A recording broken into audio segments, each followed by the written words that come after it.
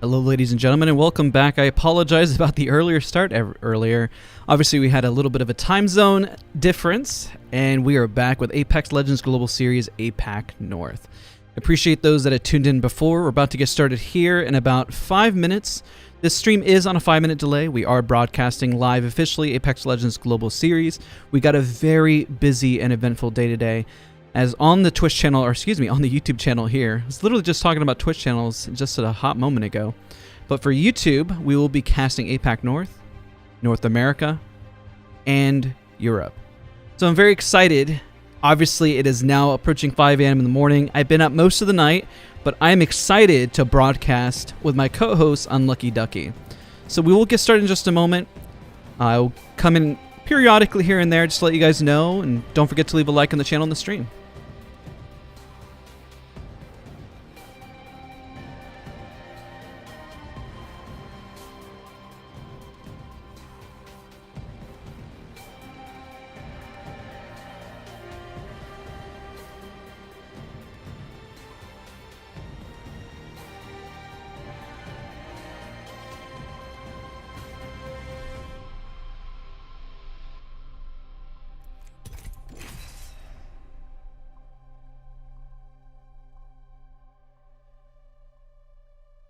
Just want to say good morning, everybody. Welcome to the stream and welcome to the channel. Don't forget to leave a like on the stream. This is the official broadcast for Apex Legends Global Series, APAC North Last Chance Qualifiers. Appreciate all of you guys for tuning in. We'll get started here in just a moment.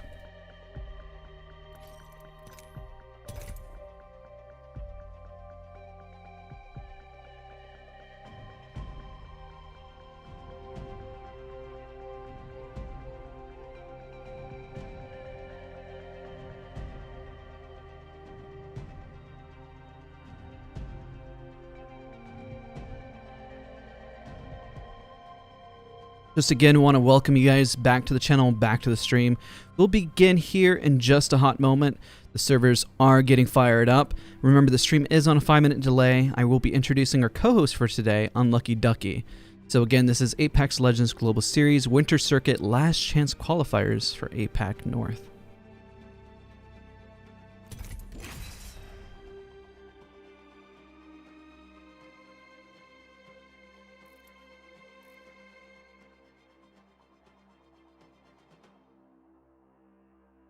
So very excited to have all you guys here. We will be switching screens in just a moment, as I'm very excited actually to introduce you to our co-host for today, talk about some of the meta changes before we hop in. Again, if you don't know what the last chance qualifiers are, just as a reminder, it is the last moment for individuals to qualify for the playoffs, this is actually a very important day in broadcast for many individuals across Apex to see who is going to be a part of the playoffs.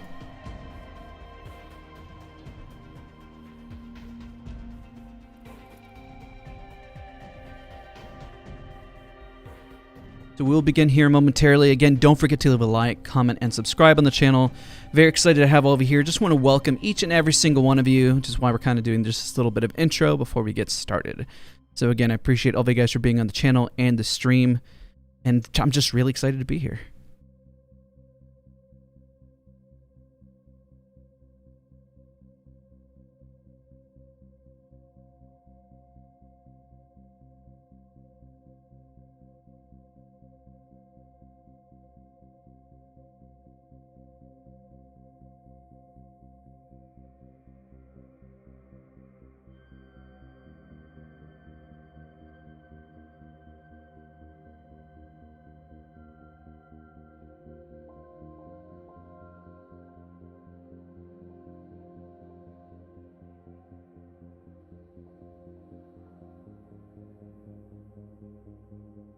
Positive news, got word the server is up, so we are connected. We're just getting things set up, and then I will be transitioning scenes in just a moment.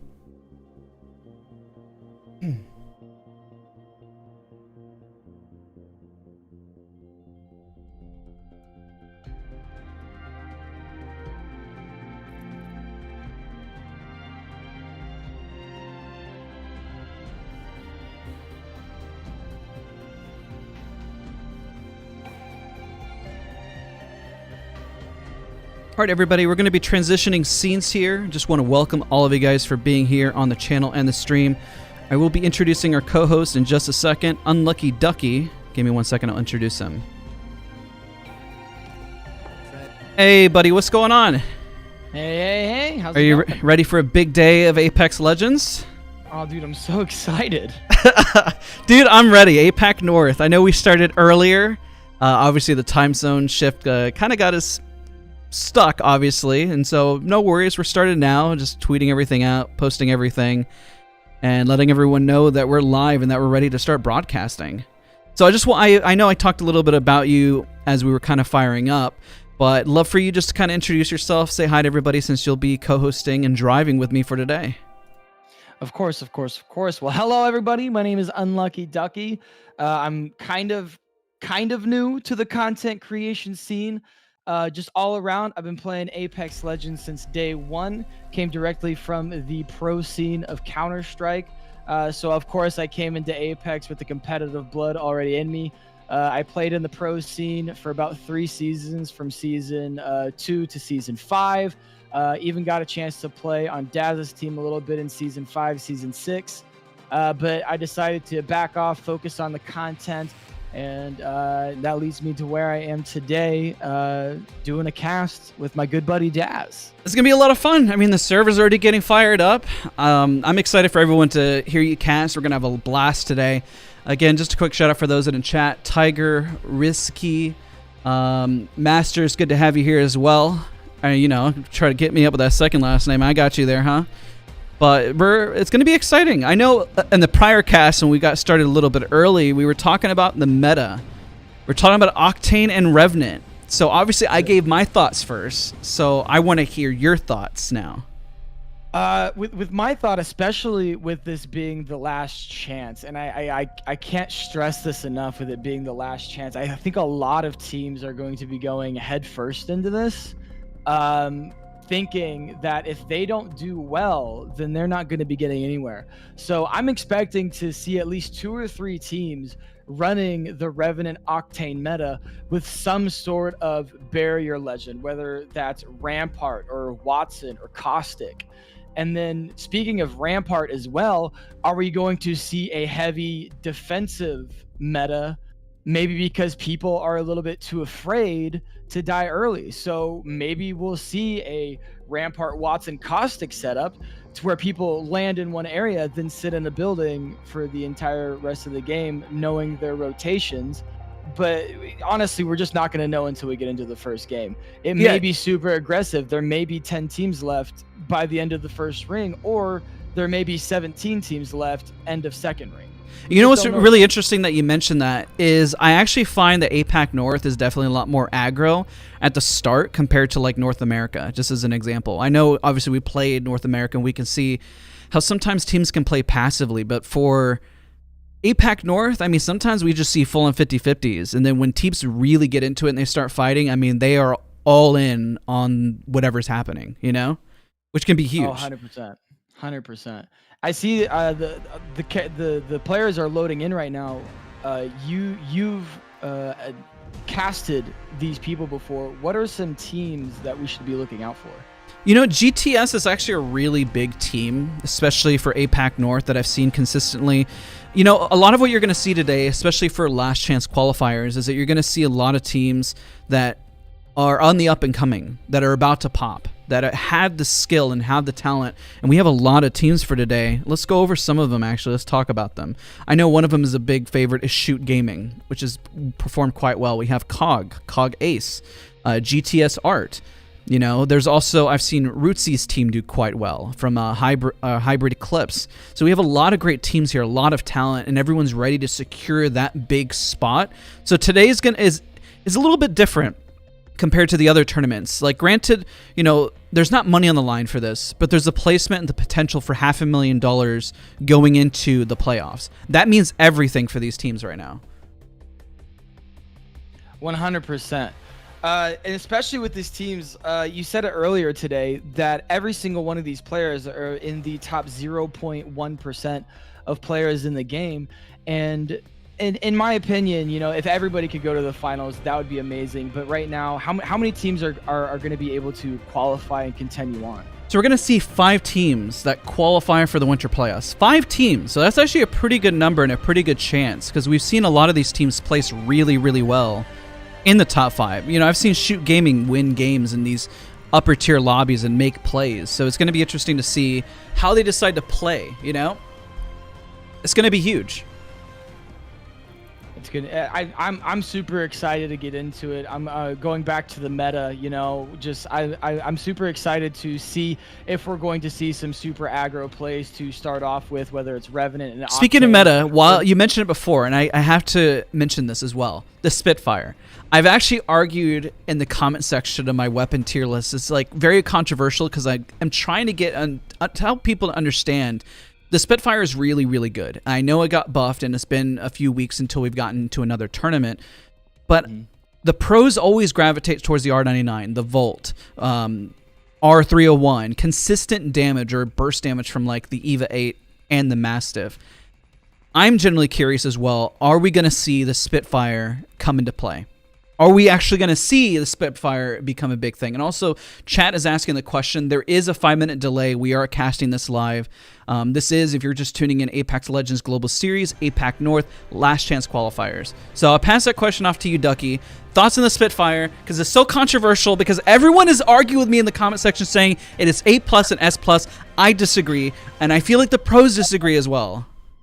Well, the Spitfire itself is very, very good, especially in the hands of Rampart. She was designed for the LMG, and the Spitfire, as it currently stands, is a very, very good weapon. But I also think that we are dealing with especially with pros, that they have a lot of fond memories of what the meta used to be. The R99, the Wingman, the 301, which the 301 is still an amazing weapon that holds up currently. The 301 is commonly said to be the greatest display of what all weapons should try to aspire to be. And I think LMGs are slowly getting there. We've had the Spitfire meta before, and it never really caught on. Maybe if we see a couple Ramparts, we could see more Spitfires. There's no way we're going to see a Rampart at this level. I mean, okay, I know people disagree with me. I know individuals like Gaming Merchant, there's a lot of creators that love Rampart, but unless something happens, unless somehow we don't see Caustic, we don't see Watson, so it would be a shock to me if we manage to see Rampart etch her way. I've yet to see her. I've seen Octane, I've seen Revenant, I've seen every legend. Even for a meme, I've seen Loba played as well, but I've yet to see Rampart. I haven't seen her. I have not seen her yet. I will be shocked if we don't see at least one Rampart tonight. Really? Why would we expect to see a Rampart at this level, this tier? With the buff to Rampart, with Anvil receivers, the LMG possibilities, whether it's the Devo or the Spitfire, she just brings so much to the table for if somebody wants to be defensively aggressive, which those two words do not go together very well. But if you are running an Octane Revenant combo with a Rampart, I think that could be an absolutely terrifying I mean, we'll see. We'll get to see what people play at the start. I feel like people will usually hunker down at the start, which is what I've seen for APAC North, and then they switch. Honestly, what we see a lot with APAC North, by the way, and if you're just tuning in, welcome. It's great to have you here. Excited to have you on this journey for Apex Legends Global Series APAC North. But the biggest thing that is today is obviously the Last Chance Qualifier. But what's going to be interesting is that we see a lot of crypto. Crypto is very, very popular among APAC North. I know you're used to North America and Europe, but after casting APAC North maybe 4 or 5 weeks now, crypto is like the star. He is literally the star when it comes to APAC North. There's usually about 10 teams running him. I'm curious if that number is going to dwindle, if we're going to see Pathfinder come back. There was one team that was very dedicated. It was a Reignite, and they're not playing today because I believe they're already advancing, but Reignite was very, very passionate about running the Pathfinder, but even they switched off of him. But of course, what's changed since then is obviously his low profile has been removed. So do you think we're going to see more Pathfinder?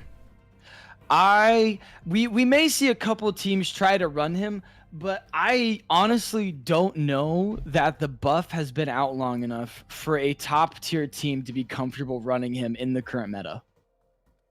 I can see it. Looks like everyone is... We're about to start here in just a moment. I'm just checking the Discord.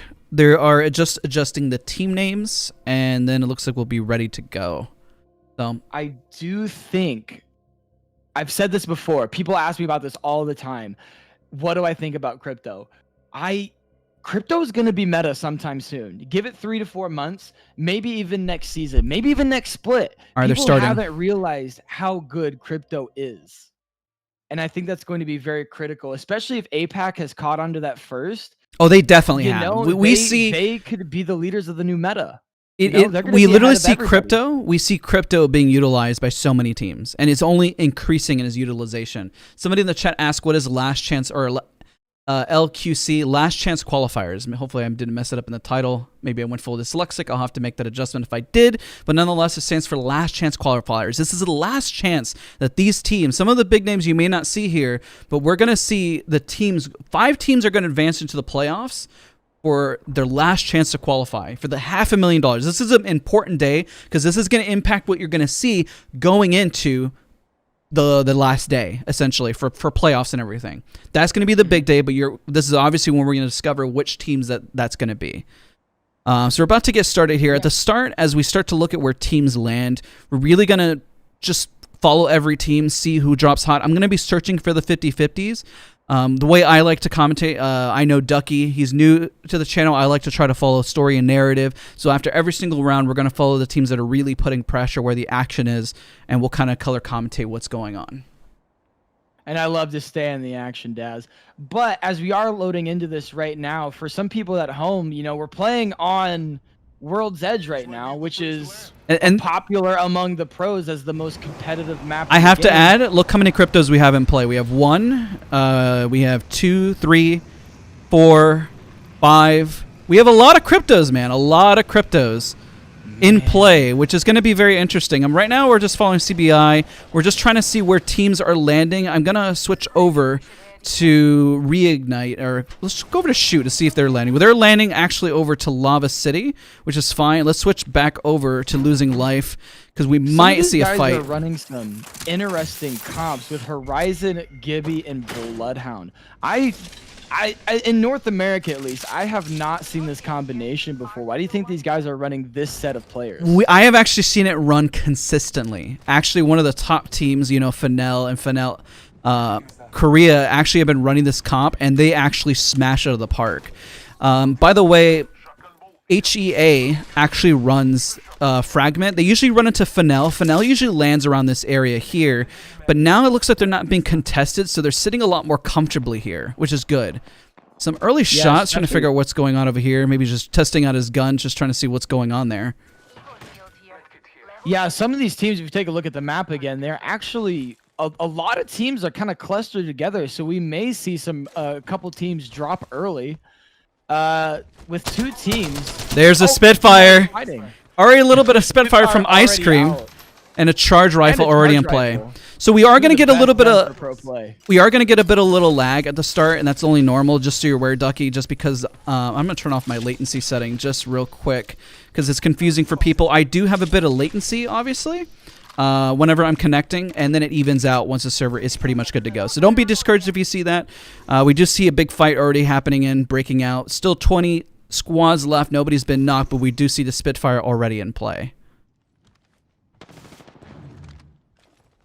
We got to look. Like the other team, they looked like they just swapped places as the team that we're spectating right now actually went to low ground. They did, and look at Charge Rifle Charlie here. Charge Rifle is so overpowered, and it looks like the Gibby's already low. Nice 57 damage. Gets his armor leveled up. Nice job by Cymax here. He might be the only one with a Charge Rifle on his team right now. His teammates are just joining him right now. It looked like they're off to the left. I wonder how much damage? Like, are they just gonna sit back and try to level up shields, or do you think they're gonna push this if they get a couple breaks? Well, they're really looking for the play here. Once they can find the play, and once their Gibby's able to get an angle, I mean, they already got the crack. They're leveling up their armors, but they can't stay too long because there's still a minute and 10 seconds before rotation. While they are close to zone, it looks like the Crypto's already just trying to scout out to see if the team is isolated so they can push it. You know, kind of goes for the classic ranked. If they're isolated, push and push and push, you know? The other team might be opting to get out right now. You know, counting their losses, you know, landing in a spot and taking a fight, you're probably not going to have too much heals, too much ammo. And they're actually going to chase this? It looks like they're trying to loot it up, honestly. They're going to run into another team if they're not lucky, or if they're unlucky. Ice Cream over here is rotating over through tree, which is fine, but the other team rotated over to sorting factory, which is also not a bad rotation right now. We're not seeing a whole lot of fights, but let's switch over to Cog, which is definitely a popular team among here. See if we get a fight that's about to happen. Cog is aware on a building as well. So is this 3 teams in Skyhook right now, or just 2? Well, looks like we're looking at 3 teams at the moment. We got FS or FVS looking like they're taking trials at the moment, trying to take the go Olby approach with the T1. T1 loves a split lava fissure and also trials, but it looks like they're aware of their presence, but they got to be careful not to get sandwiched here, because if they get sandwiched, I mean, that's kind of it, you know? Yeah, COG can obviously hear them in trials right now. It looks like they might just opt to get to zone early on. They had the option to take a fight with where they landed, but I think they're just trying to go for placement at this point. Yeah, we're not seeing a whole lot of shots. No, everyone's just kind of hunkering down toward the center. What you normally see in competitive, and if this is your first time watching, and this is a pretty big one for last chance qualifiers, APAC North usually it's a lot more intense, and Cog Ace is looking for a rotation, which is why we're watching them right now. But we really discover that teams are going to rotate, and it seems like everyone's playing it safe. There's a lot on the line here to get into the playoffs. To have that $500,000 is what they're really looking for. Yeah, as you get, like right now, 20 squads, 60 people. Nobody's been eliminated, but it looks like Dome's taking a fight. Crypto drone coming out. Horizon's going to get high ground. Is she going to try to get heals off? No, she's putting the Zuck right in the middle of it. The spam nades coming in. Oh, the person that was shooting on Flesh, SBI Pink, taking out Ray. Let's see what else they can. Shoot Gaming is a very, very popular team, and it looks like they're going for some early KP here. As you saw, as Ducky just mentioned, it looked like the Zuck was going out, and they're trying to find their footing here. I know there's another fight happening with GTS, but we're going to keep an eye on Shoot Gaming here, because it looks like they're about to... Look at that R99 spray. Very nice. Taking out the Gibby already. That is the one person you got to worry about in every situation is the tank, because they're going to take the most amount of bullets. And they're gonna get Crypto ulted back. So this is a Crypto v Crypto as right now, but the Crypto might get taken down as well. They got the Horizon low.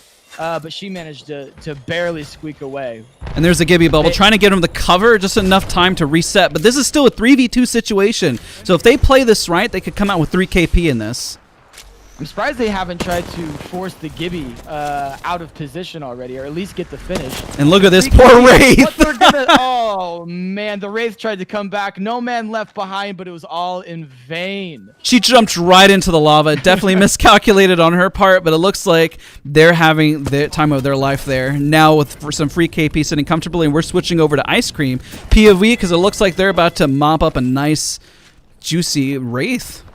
That was only 1 kill, though. They may still opt to chase down the other 2 or let them live for placement. But it looks like they know where the enemy team is. They may opt to push into this.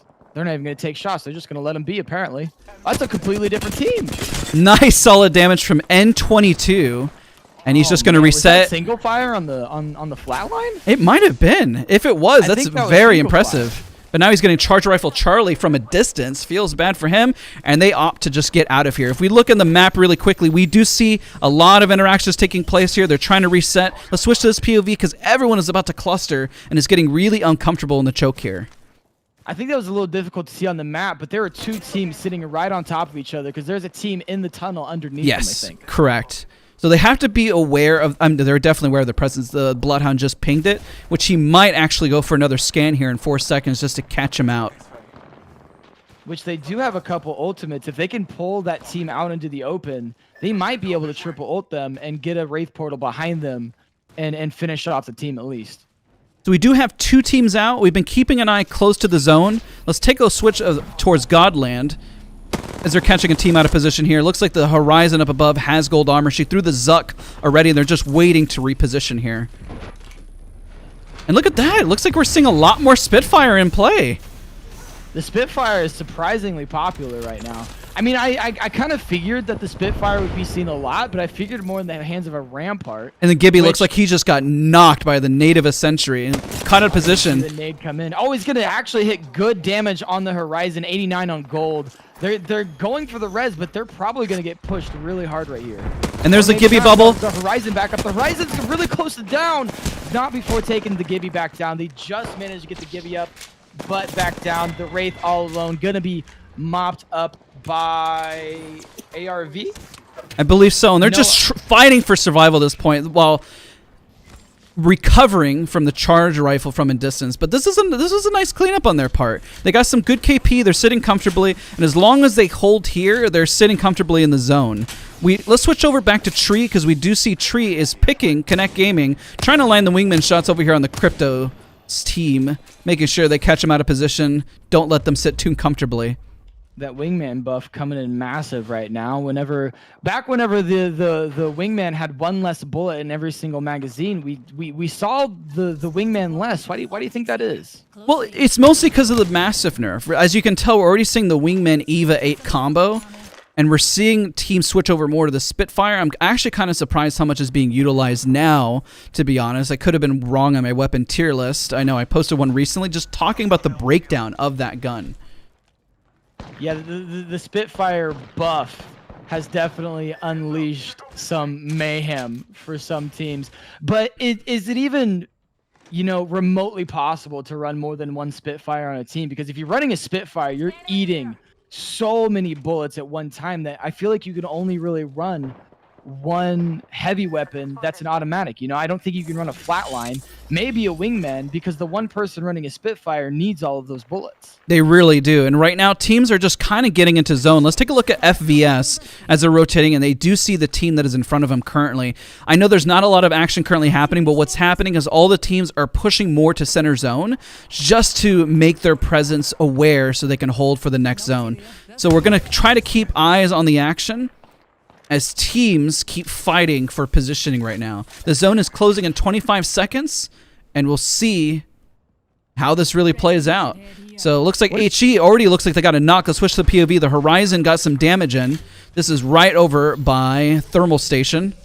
Looks like to take a bat too. Do you think she got naded or they get shot at? I figured they'd get pushed off that if they got 1 knock. They probably looks like they shot a rat. From the looks of it, what's different compared to prior APAC North tournaments is that usually we get a few teams out and then there's a bit of a lull. But right now, everyone is playing so safe because so much is on the line for this tournament to get into playoffs that they want to play safe, which is different. I have yet to see this much patience coming from the lobby. I mean, I feel like this entire tournament for APAC North, we're probably going to see a lot of really intense final circles. Maybe 6 or 7 teams running into the final little circle. We're gonna see so many Jibby ults, so many crypto ults. It's just gonna be purely mayhem. Speaking of a team pushing in right now, we're not seeing any caustics right now making pushing. Master play already here by FVS. I'm sorry to interrupt you, but it looks like they're making a big play fighting for this building. They're saying, we're claiming dominance here. They throw in the Gibby bubble. Horizon's up in the air, and it looks like the Bloodhound is right in the center, nading it. They threw the Horizon ult. The Horizon's already going down. They're in a 2v3 situation. The Bloodhound's going to get stuck. This makes pushing buildings so dangerous, especially at the pro level. Usually people just opt to sit back. Oh, the Gibby's going to get taken down too. Are they going to chase the Bloodhound down though? It's a 3v1 situation. This was a ballsy move by VFS. I have to say a ballsy move just to push this building because they were still free on the choke. They do realize that they had an uphill battle here, but that was definitely a big move by their part. And I know that rat is just going to sit there, unfortunately. So let's try to see if we're missing any of the other action happening on the map here. Right now, everyone is just kind of stagnant. It looks like at the northern part of the map, it looks like they're trying to engage as well. Yeah, it looks like they're holding off on the choke here. They're just waiting for the opportunity to really push through. And with that crack, has his ultimate. With how slow Gibraltar gets his ultimate, do you think they risk it and he throws it early on that team to separate them or force a push? It could be. They only have 1:41 to make a play here, and they really have to push in before it's too late.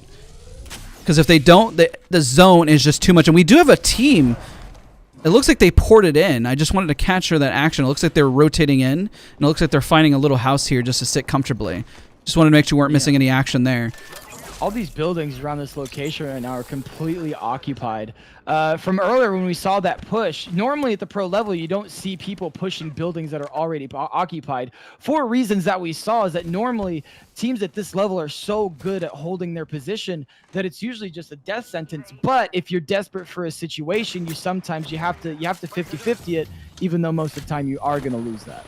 Exactly. So we're already seeing a team shoot gaming while they're still doing quite well and up ahead in general. They're trying to make a push into the choke because they have 51 seconds to make a decision here. If they don't, they're going to get caught out and get 14th or 15th place. A lot of teams right now, we might miss some of the action just because this is occurring at 3 different points in the map. But we're going to keep an eye on Shoot Gaming because they're definitely a fan favorite among the group as they performed well in prior tournaments. I can see this situation going in terms for Shoot right now. If they can properly use the Crypto and Horizon, but the Horizon already opting to throw her ult and getting shot in the back. They're getting third party. The Crypto and the Gibby are going to have to get out. Whether they go, they're going to opt for the res. I'm surprised. There's the gold bag, and he gets the res off, but he gets stuck, and he's going to have to just eat that and hope that the Horizon can get out. The Horizon is stuck in the worst possible situation. The Crypto's rotating, praying for his life that he gets out. Let's take a look at GTS as they're caught in the center here, and they're just going to let that Crypto leave. Looks like that. Coming in big as well. If anybody you want alive at the end of a fight, it's the Crypto. Exactly. At least he can scan. He's hiding underneath here. Teams are rotating. They're trying to find their positioning. We still got 15 teams alive, so this is where all the action is occurring on the map, and nice wingman shots to get the Crypto ult out. Level of disrespect there and saying, you know what, your Crypto ult means nothing to us. I'm a Bloodhound.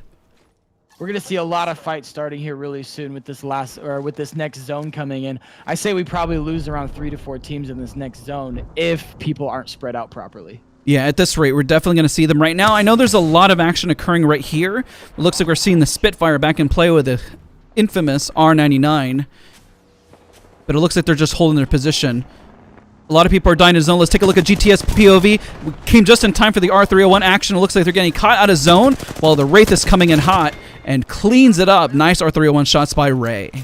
Good job, Ray. Nice shots. Beautiful squad wipe by GTS right there, knowing how to take their fight, and they're going to make sure that the team in center are aware of their position as well. Ooh, but it's been bad as the Gibby gets finished because of the. And they're getting thirded. Well, oh, it was a nice cleanup though. It was a nice cleanup, but it looks like they're getting thirded from every which angle. Let's take a look at their POV. As it just switched off at just the wrong moment there. I apologize for that. Let's go right back. But we know Glory came in, securing those glory points essentially. GBF still safe, probably taking pop shots. It might have been also a situation where they might have got a KP right there. It could have been. It was definitely rough. It was unfortunate that the Wraiths just kind of YOLO'd and just kind of ran. But now everyone is going to be fighting for positioning. Let's take a look at Cog Ace here. They're in a massive firefight. The EVA 8 going in hot while the Horizon is just throwing her body right in front of a Gibby. I mean, who does that? But I mean, granted, there's the Gibby's 1 HP as well. I don't think he makes it out of this situation.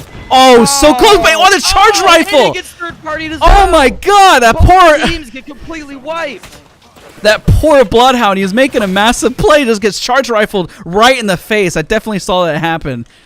That was insane. That was an all or nothing play, and they came out with KP, but are also out of this round. They probably came out with at least 3 KP. That's 3. Cog making a massive play here, man. Here they come. The Horizon did use her Q already, so she's 15 seconds on CD. Let's switch to the Gibraltar's POV to see if he's going to utilize his ult or his bubble to get them some positioning. The Bloodhound going to get taken out by a Scout as well, your favorite weapon. A solid weapon. I mean, it's definitely underrated. It definitely really is. And there's the res. Got no eyeballs on that, so let's switch POV while Cog Matsu is trying to hold the angle with the charge rifle. Man, the 3x on the charge rifle is just so difficult sometimes. You definitely want a 6x or a 4x8 on those sniper rifles. Those 3x's can be hard to use. I personally love it. To me, I maybe I just haven't practiced enough with it. Kids at home, if you're having trouble, always remember to practice with your sights because you'll be like me and you can't hit your shots with your 3x. And look at this, Matsu taking kill leader. Glad we're watching his POV because he's sitting here mopping up the lobby with his charge rifle, dishing on a A lot of damage, gating people as they run in. Look at that poor Horizon. It looks like getting a little bit of damage in. Not enough to get any solid cracks. Panicking as he's getting shot from a distance. This team does have optimal positioning if they hold here and hold this angle. They do have these rocks are a great position for them to be in because the team to their left has high ground. If they decide to peek just a little bit more, they may end up getting shot down. But his teammates are on the left aren't watching it, so he is free to rain hellfire upon these guys. Let's take a look at Glory. I know that they were just rotating. It was probably just a mess. So I just wanted to make sure to see if Matsu was going to get some insane damage in. But it looks like they're just kind of hard holding. They do have a team above them. There is a Zuck coming in. He just tries to fry it just to find his positioning. And all they're trying to do is just hold and survive. Yeah, GBF almost getting taken out there by the charge rifle as well, trying to come in. The Wraith taking a little bit of damage right now. Do you think they get pushed on this, or is everybody going to continue to hold their position? They might continue to hold this position. Let's take a look at VFS. It looks like we got a rat just holding there. I don't think they're aware of the rat's positioning, and everyone's just kind of holding into a building. Matsu is definitely aware of the presence of the team on the right, and that poor little rat is just holding on for dear life. So everyone is in a holding pattern. In 39 seconds, we're going to see everything shift, and everyone has to push in. Ice Cream has to make a play. Matsu, the kill leader, already almost nearing 2,000 damage. Let's see if he manages to get even a little bit higher, maybe break 3K damage in a lobby like of this caliber. It's crazy. With this last zone, this zone is very unique as it's ending in an open area. You know, I was saying we're going to probably see some insane last fights, but with a zone this open, we may only see 2 or 3 teams by the time this zone closes.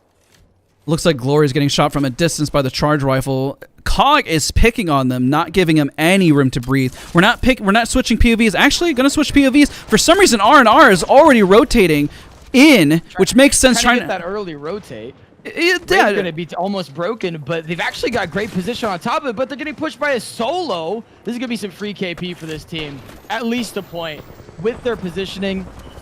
Oh my goodness. Already down to 5. 2 rats taken out, 1 taken out by the ring. Take a look at Matsu.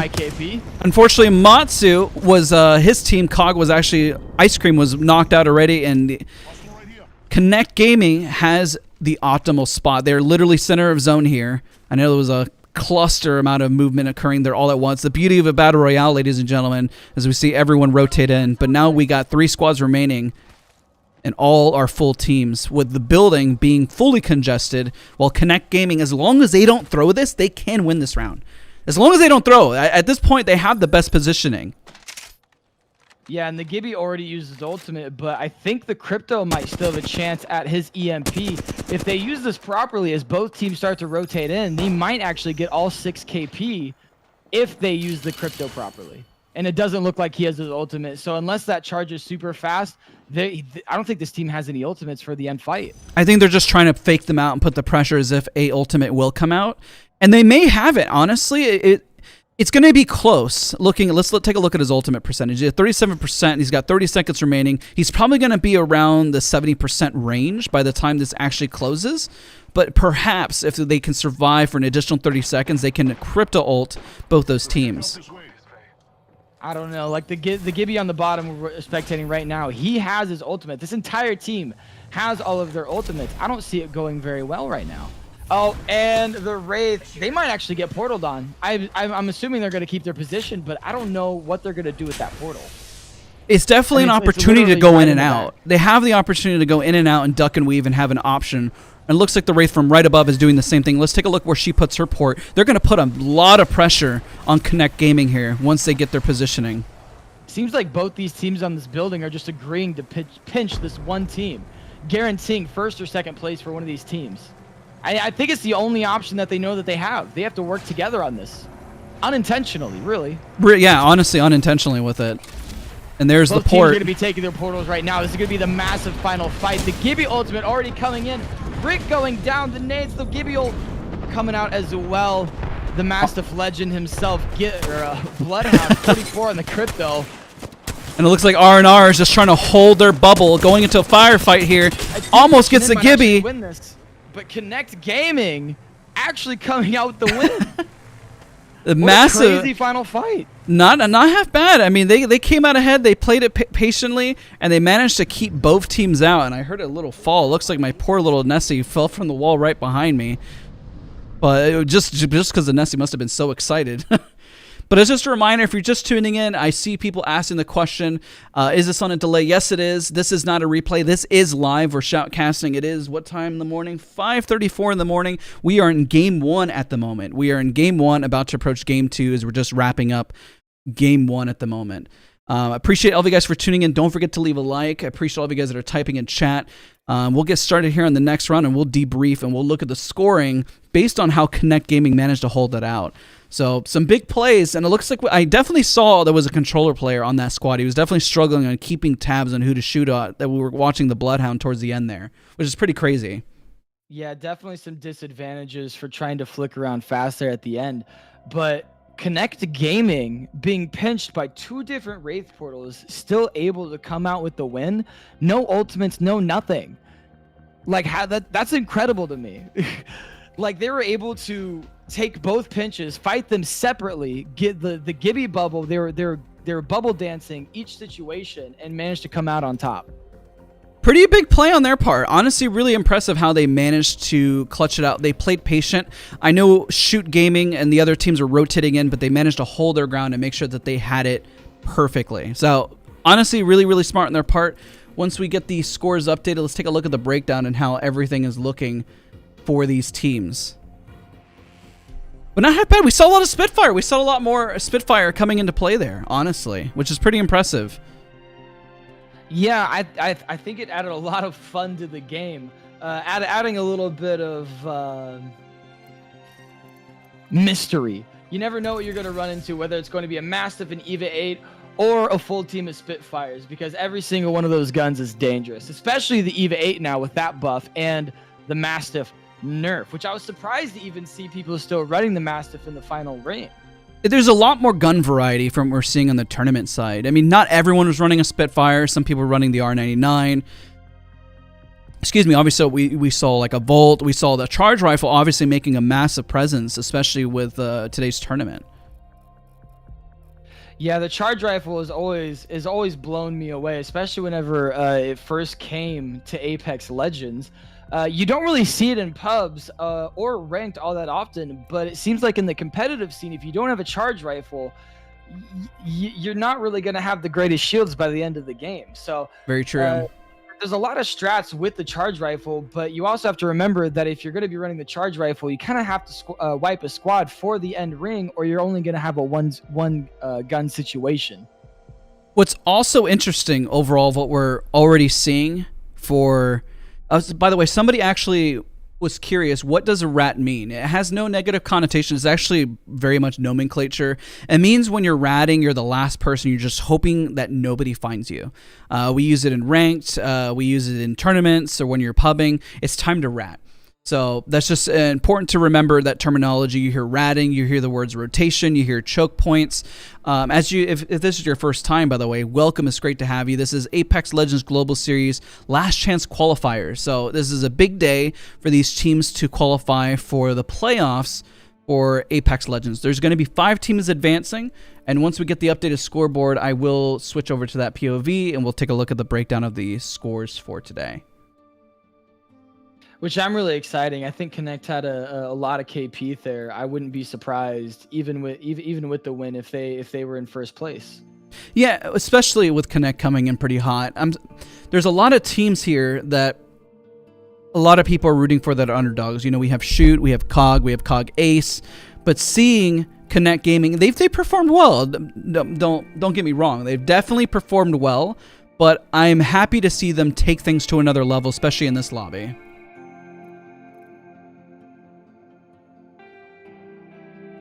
What coming into the next round, do you think any teams are going to be changing up their comp, or do you think everybody's going to be running the same comp for the first couple of games, trying to get things running until they figure out that it's not what they're supposed to be with today? I think we'll see teams be consistent with how they're running things, especially with crypto being as utilized as much. I'm actually seeing way less Gibraltar than I've seen in prior tournaments. I think that we're going to see more teams maybe panic at the end once a lot's on the line and they're going to need their more kill points to continue to advance. I think we'll see Revenant Octane. I honestly believe that there's going to be a team that feels the pressure and says, you know, we got nothing to lose. Let's just push.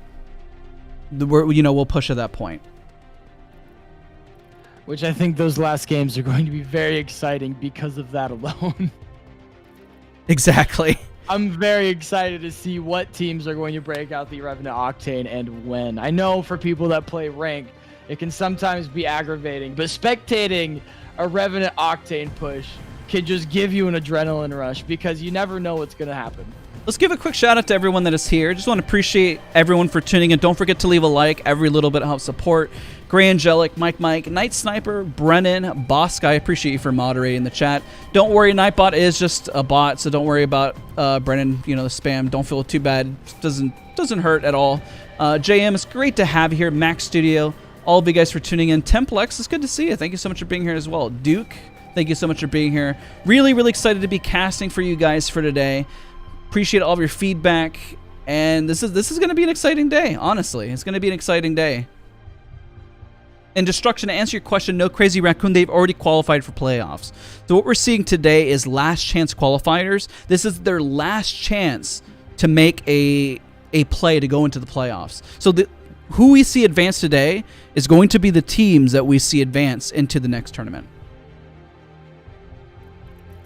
And for the people that don't know, what is the next tournament? So the next tournament is the playoffs, which is going to be for the $500,000 prize point, which is really, really big for all of these teams that are here because this gives them the opportunity to go against, well, I mean, they've already played against them before, but to hit that main stage, we're talking main stage at this point for Apex Legends. And it definitely has an opportunity for a lot of these teams to get professionally assigned because when you make the playoffs, I mean, you're beyond the 0.1% of players. You're looking at 0.00 like 1% at that point because we're talking like tops 100 players at that level. So what you're looking at in the background here, I switched it to game 2. We're switching into game 2. We got a total of 6 games for today. We're waiting for a few other individuals to connect, and then we'll get started here in just a hot moment.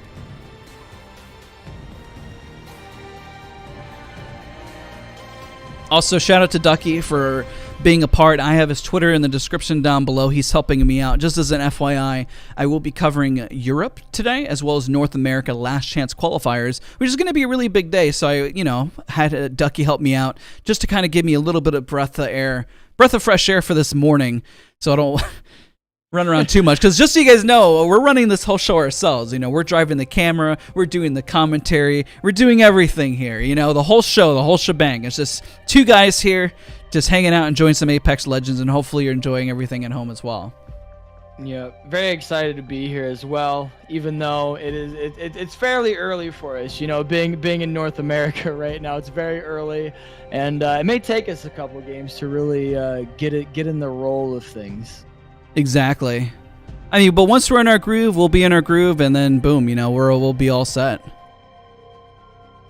Exactly. And like I said, I feel like we've said it 1,000 times at this point, but I can't really say enough how exciting to see these teams clawing for one final chance at $500,000. Yeah, I mean, teams like GTS and Shoot Gaming. Shoot Gaming unfortunately just caught out really, really hard in the rotation on the south side of the map.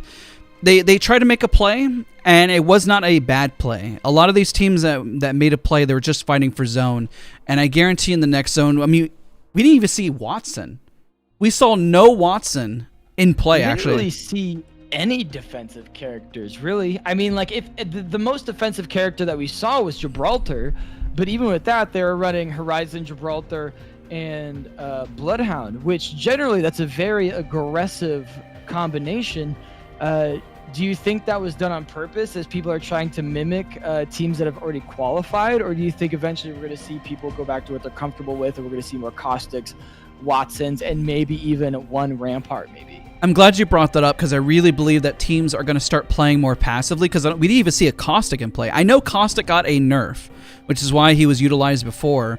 But as teams start to go to center of the zone, maybe they'll start to switch up the meta because we didn't even see any Pathfinders. Granted, we have a lot of crypto, so they know where the end zone is going, but we have to see how teams will play because they need to hunker down. They need to hold their positions. They have to get there first. Because a lot of teams, what they were suffering is that their plays and their rotations were fine. It's just that they weren't there first was the only problem. Their mindset, everyone has the right mindset going into these rotations.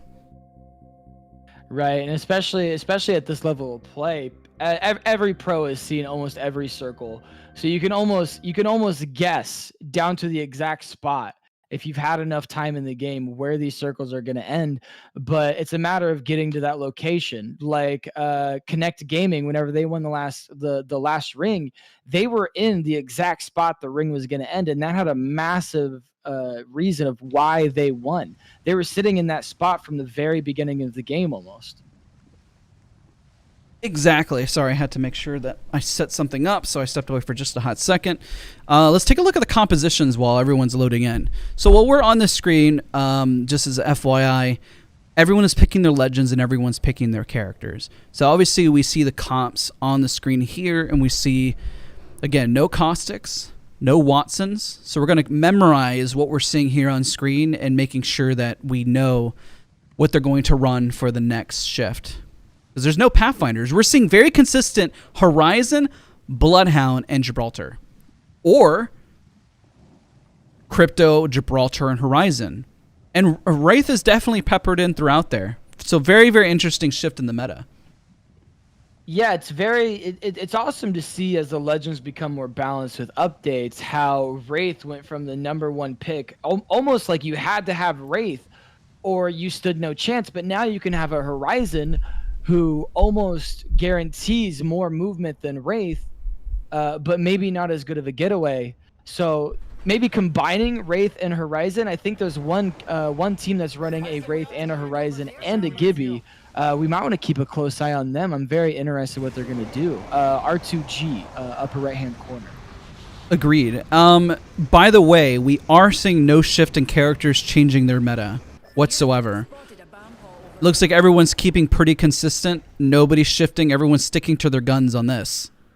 Yeah, as of right now, I would honestly expect up until Game 4, I think people are going to stick with the comps that they chose to go into this tournament with. Agreed. And we look like we're still seeing no 50-50s. And by the way, when we're talking about 50-50s, for those that are at home, maybe this is your first time watching a tournament, by the way, is that a 50-50 is when a team just lands on each other and just taking the RNG of whatever loot you're going to get. But we're not seeing that, which is what I've usually have seen in the past coming from APAC North, which is why I'm keeping an eye on Fragment, and I'm keeping an eye on Losing Life, because usually what happens is this is usually Fennell's spot where they land. And usually T1 is landing on the north side of the map and splitting Trials, but that's not the case that we're seeing right now. We're seeing teams playing quite respectfully, playing patient, so the start of the round might be relatively quiet. This is kind of nice at the same time. You know, we get to breathe a little bit before everything just kind of becomes overwhelming, you know? Yeah, and I was kind of expecting this. I think as the game goes on, if a team starts pulling away or teams further towards the bottom, as the games go on, we could probably expect those characters and those teams to become a little bit more aggressive. But as of right now, I think people are just trying their best to get placement and KP. I mean, the biggest fight that we may even see would be around launch site and tree, but even then, the team that landed here before with Cog is definitely rotated, no longer even apart. So right now, we do see the zone is pulling on the upper left-hand side. Definitely going to be a train yard finish, probably out in the open here.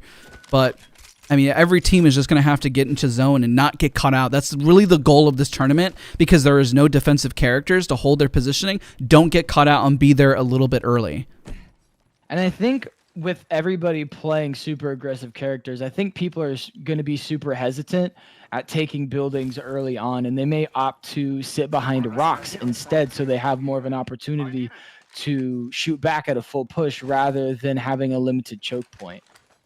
Yeah, we'll have to see how teams decide to rotate. They have 1:17, and right now, based on how things are going, teams are just trying to find their groove. Usually we'll see Fennell or Fennell Korea or T1 or Crazy Raccoon running down the lobby, but I can tell in the last chance qualifiers that they now have time to breathe. Which is a little bit... We might be getting an engagement here in Fragment. I think there's two teams almost shoulder to shoulder here that they haven't noticed each other. And they definitely are seeing that crafting, which is why I'm keeping an eye on it. Oh, and actually, they decided... they're running. We know they saw that. We know that they saw that rotate. They know that the team was there, but they're opting just to go for better positioning. I think they're doing this because they know where the zone is going to end. They've seen this zone plenty of times. They're going to try to go set up and sit in a position that is going to get them end game. Top 3 at best. Agreed. And it looks Oh, like it looks like there's some going on in trials. Oh, it's just trials. I saw the flashing. I thought we were about to get some action. the good old trials. You know, I'm so used to T1 landing over here and taking the trials and doing the extra little bit of damage. You better not get knocked. Don't get knocked. Come on, you can't get knocked. Goodness, he's gonna waste too many of his heals trying to fight off the hound. Listen, I mean, sometimes it can be a little overwhelming. You know, there's a lot on the line, so I mean, it could be a little stressful. He's shaking a little bit, shaking and baking.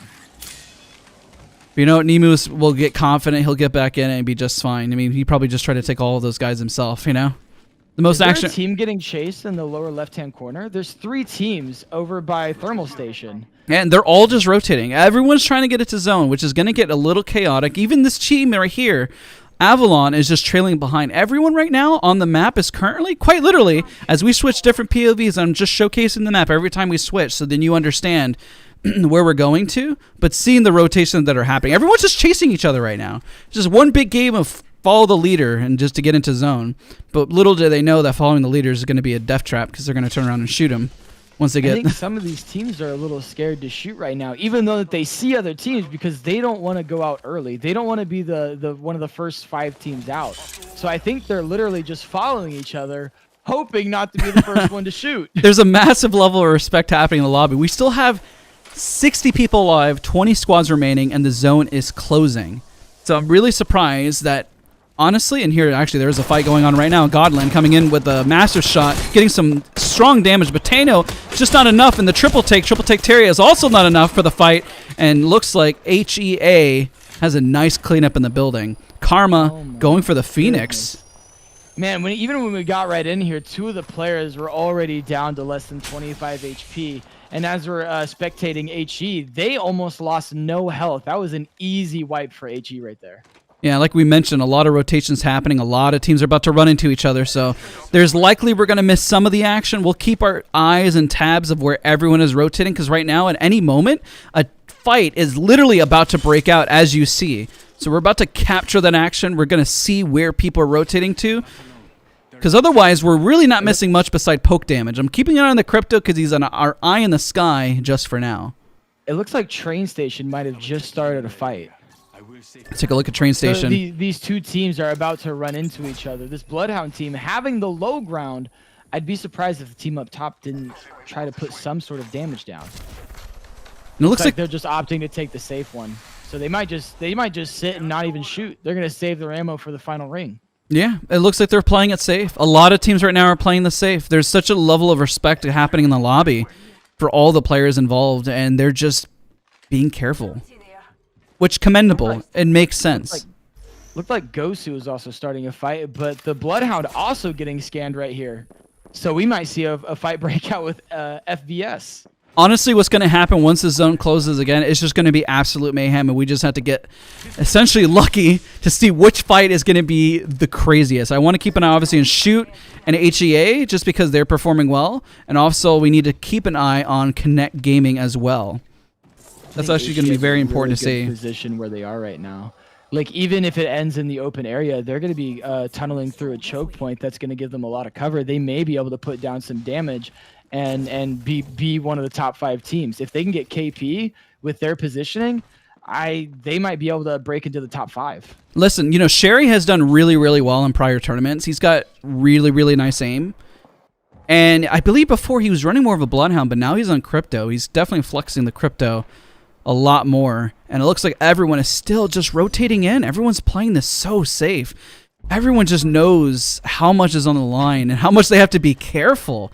I mean, we see this in NA, but for me, it's kind of shocking to see in APAC.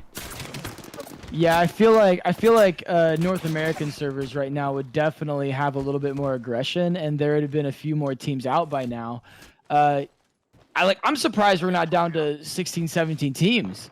Like, with how little cover there is in this general zone, I was expecting to see more teams drop. Yeah, everyone is somehow managing to find their spots, and I'm keeping an eye on Shoot. I'm keeping an eye on a few of the teams just to make sure we don't miss any of them. Shoot as well performed really well in the last round. Obviously, I'm trying to keep an eye on because they're definitely a fan favorite. So once we get our eyes on the next fight, there's not enough space. There's just not enough space for these guys. I mean, GTS is rotating a mile late, and there's only one thing that has to happen, and they have to run into somebody. Yeah, I see GTS being taken out before zone even closes. They're going to run into 3 teams that are sitting on the border.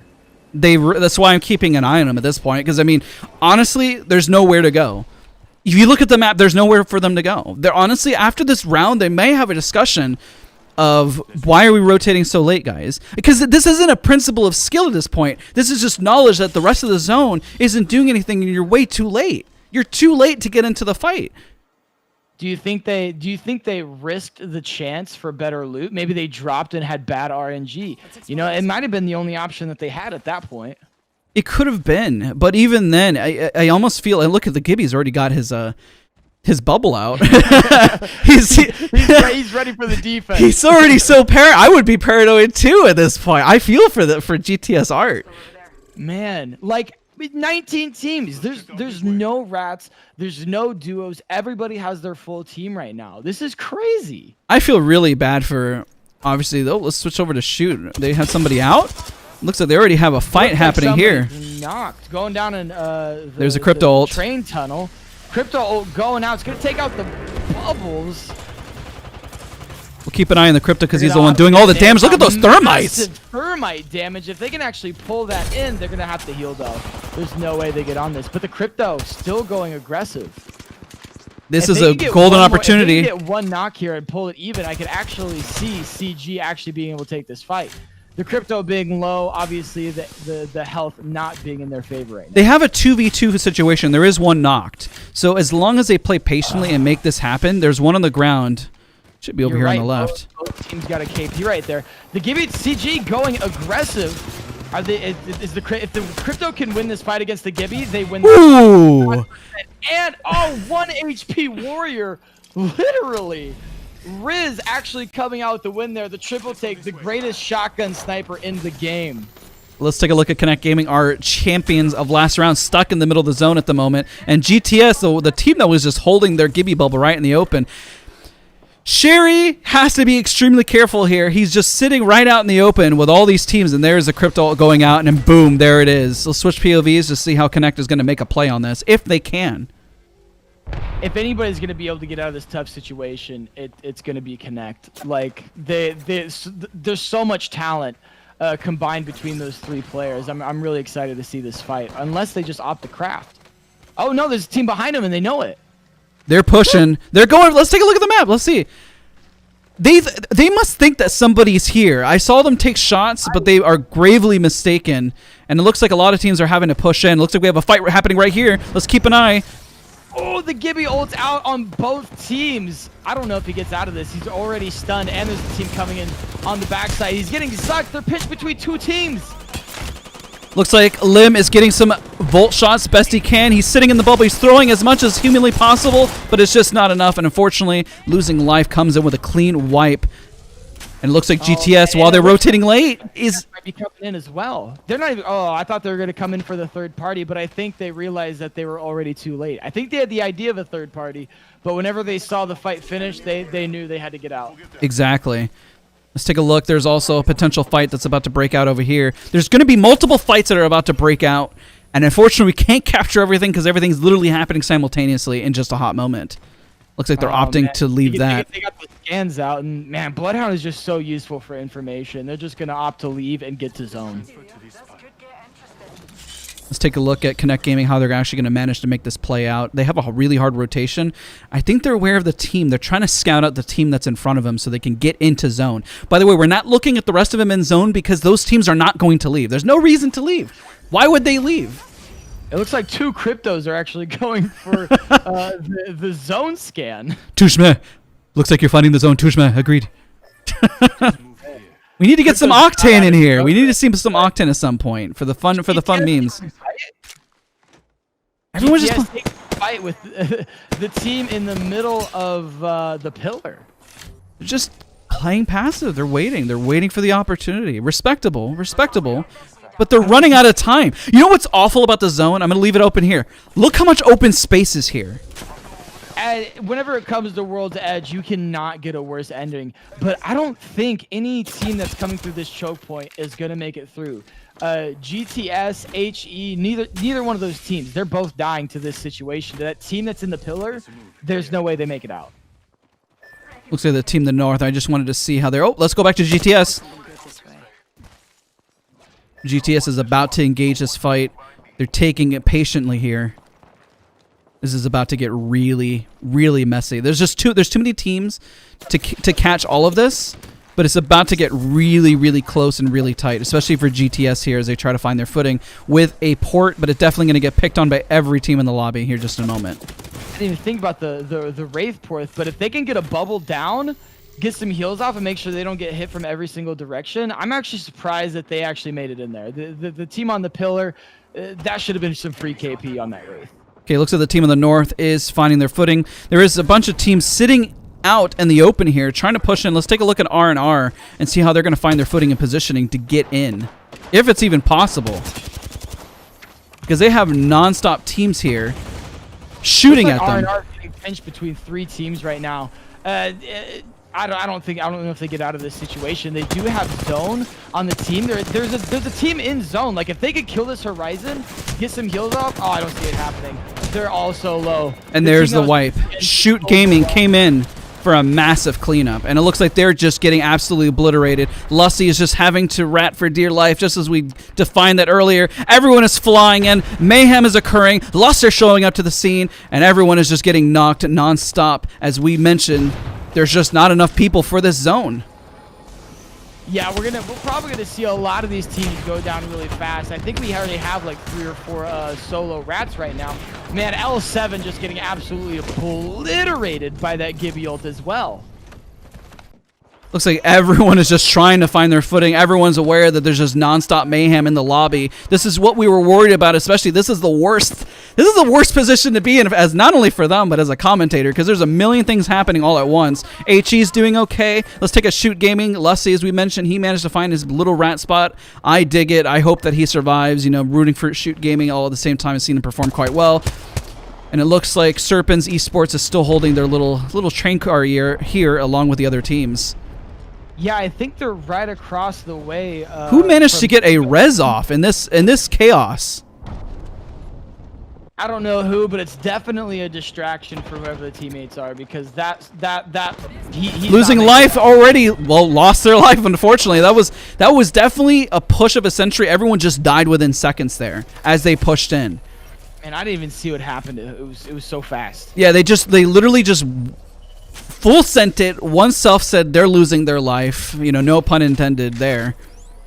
And everyone's just trying to find their positioning in. And at this point, we're going to switch POVs, see how everyone's holding up in various buildings, even if they can survive.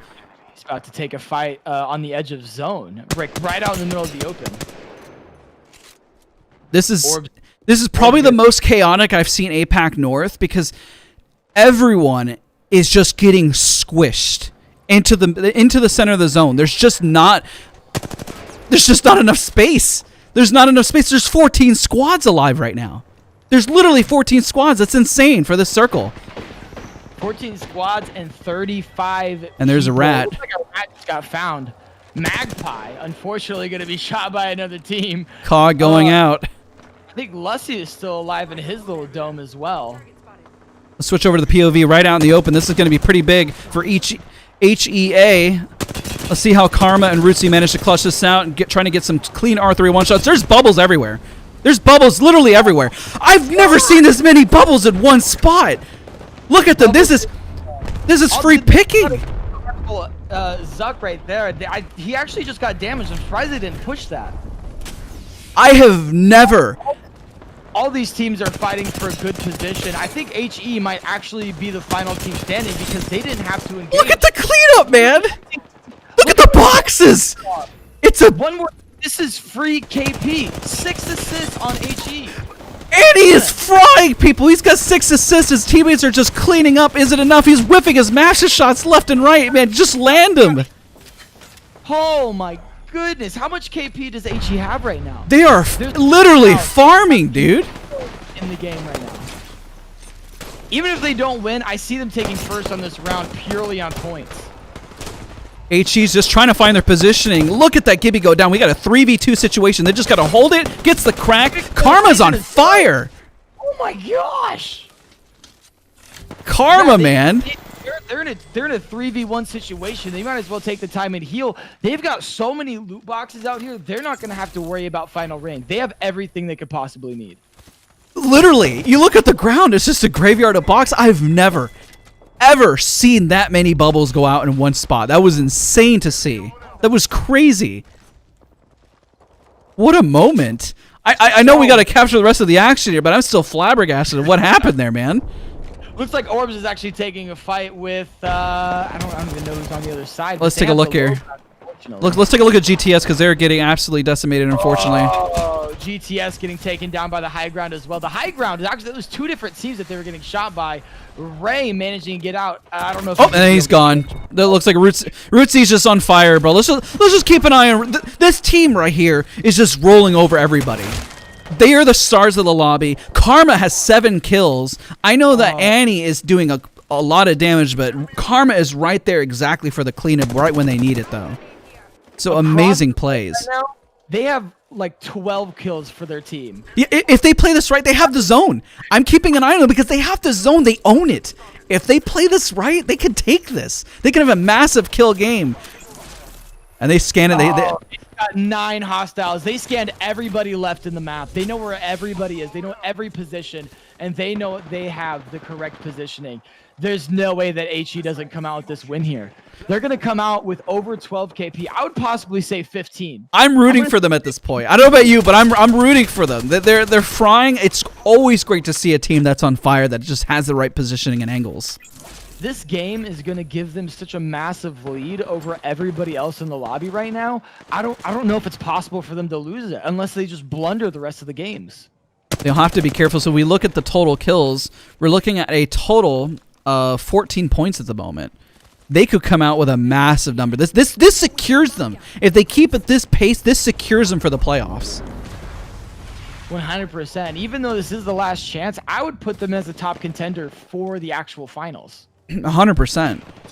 Let's see if Annie manages to get an angle. Annie with the R3-1 getting some solid damage. Portal coming in too. They're gonna camp this portal so hard. Annie's shots have been so consistent right now with the R301. You can tell that he is comfortable. If there is any time to show up, it's now, and he is doing his job. If he's not getting paid, get this man a salary. Exactly. Get this man a contract. Get him 2 contracts if you're already on a contract, or just give him the amount of crypto ults just popping. And they managed to still clutch it out and not take any damage from the crypto ult. There's a bubble on the left as well. That's if they can actually take out the team that's bubbling on the left first. My God, Annie, 101 magging people left and right in this lobby. This man is a superstar right now. He's making our lives easier as a commentator by just fragging the lobby. I've never seen any play like this in a competitive lobby in my life. There's a solo left on this team on the right, a duo, my bad, and a triple on the left. It looks like the team on the left is going to opt to go take this fight. If they can hold this off and get some shield swaps, the crypto is going to go down. COG, Ashes goes down as well. This is so hectic. This is crazy. As long as they hold, they play patiently, they have the 1-up right now. They scan it, it's time to ape. They had all their shield swaps. They used and there it is. There it is. Wow. What an 15 kill points for HE alone and the win.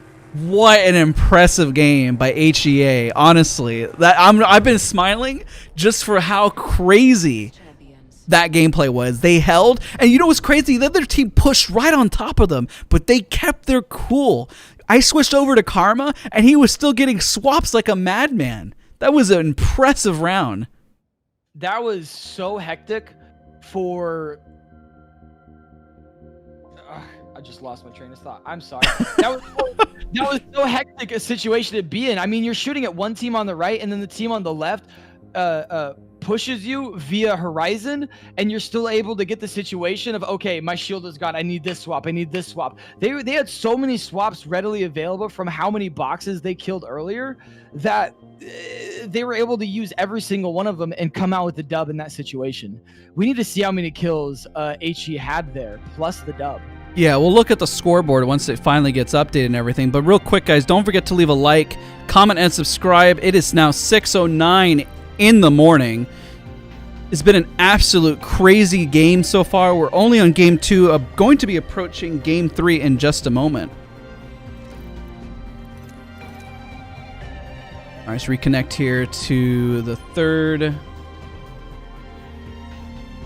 looks like we have the scores for the prior round, which is fine, but I'm going to wait for the next scores to update, and then we'll take a look at that breakdown. First prior. Oh, COG, no doubt, with 22 points, but where was HE before this? Go ahead. HE had 8 points prior to this game, and after that, what's the minimum you say they come out with? I mean, easily they had a solid 28, 29 point game, which boosts them right up to first place. Easily. I would say, honestly, 28 might be a minimum. They might have broke 30 points there. Easily. That was an insane game. There was some things I've never seen in Apex Legends before that was crazy to see. I was blown away by the amount of Gibby bubbles that I saw. Every team was playing that right, dude. There was every team was playing so respectfully, playing it right and playing patiently, but HEA just came in and mopped up. They just had the right angle. They were there at the right moment, and they did it. They did it. Positioning is everything in this game. Having knowledge over rotations and knowing where to be in certain situations is the most powerful knowledge that you can have. COG, before this round, had 22 points. They made it late into the game, but they died considerably early for how many teams were left. I don't know how many points they come out with. I think HE is going to have the lead by double digits. I believe so as well. I mean, it's been pretty wild, and we'll see once the scores get updated. We'll switch POVs here in just a minute. I'm gonna switch POVs just to mark that this is now game 3 that we're about to go into.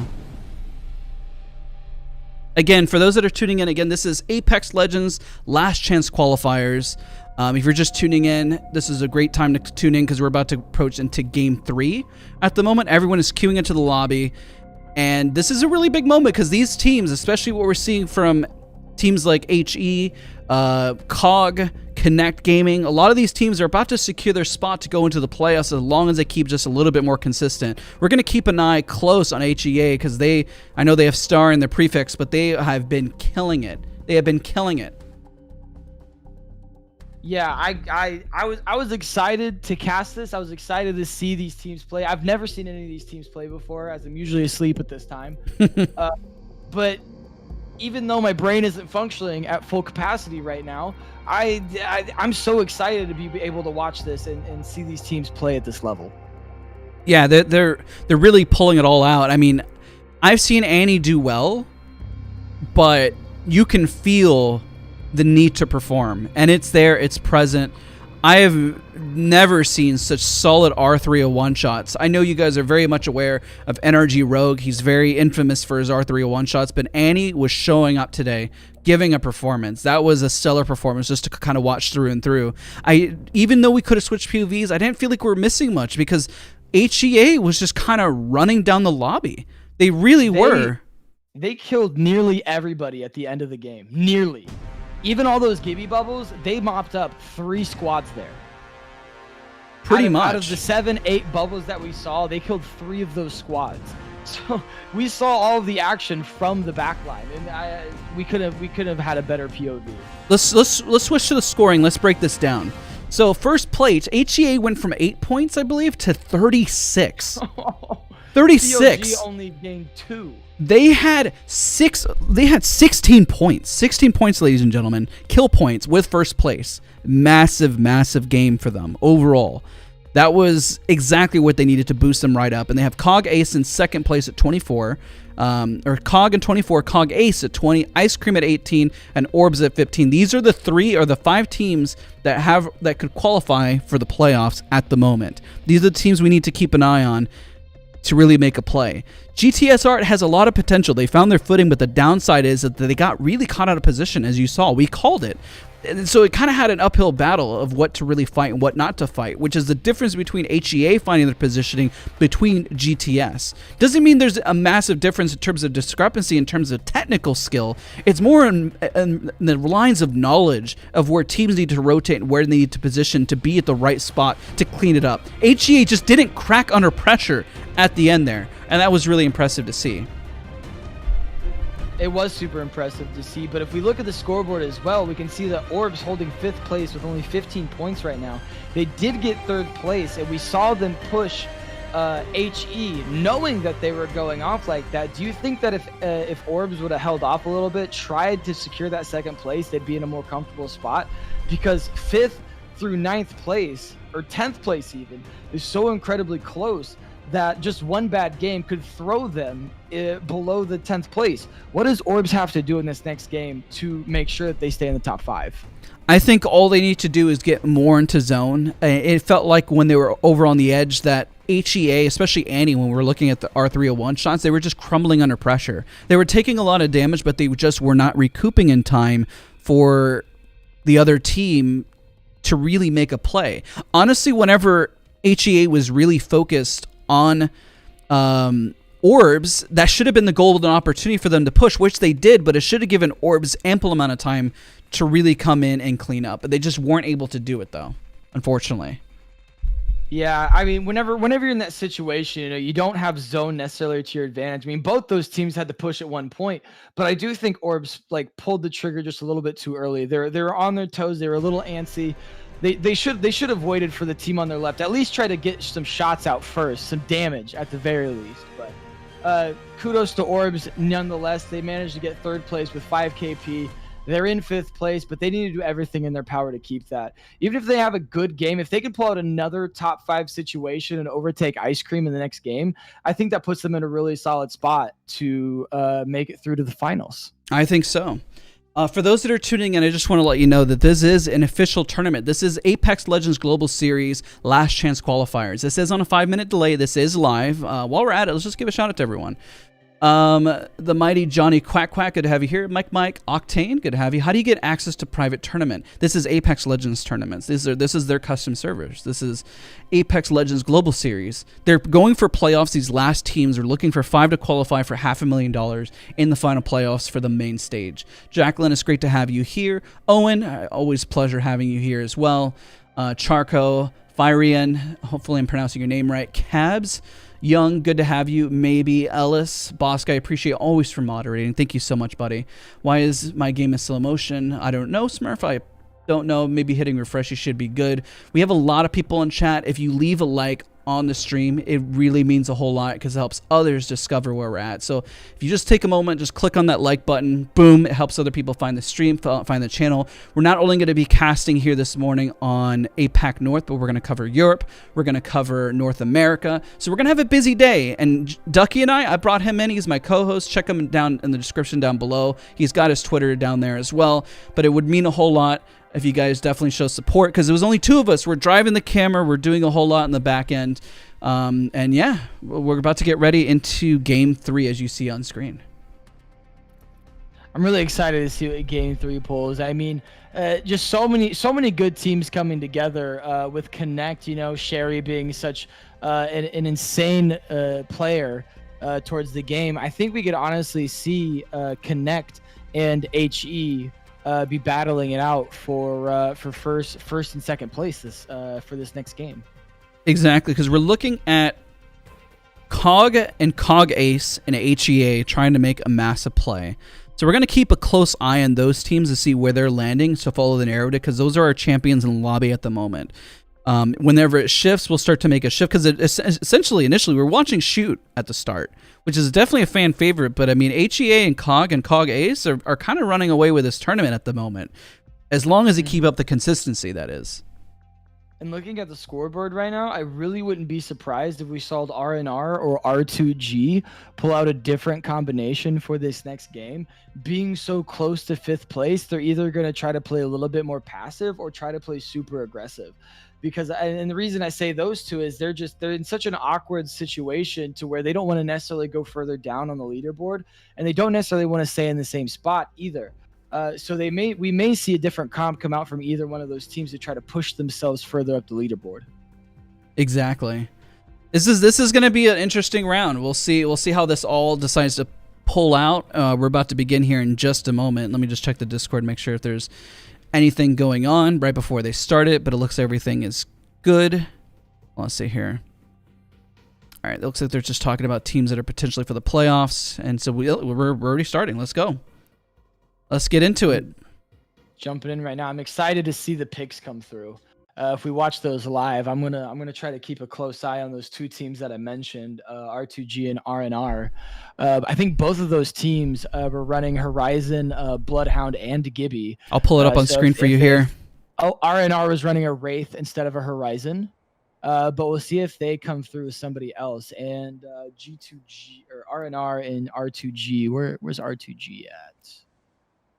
So R2G, we need to keep a close eye. 100% HEA, Cog Ace, and Connect Gaming. RNR is Team 13. Who are you looking for?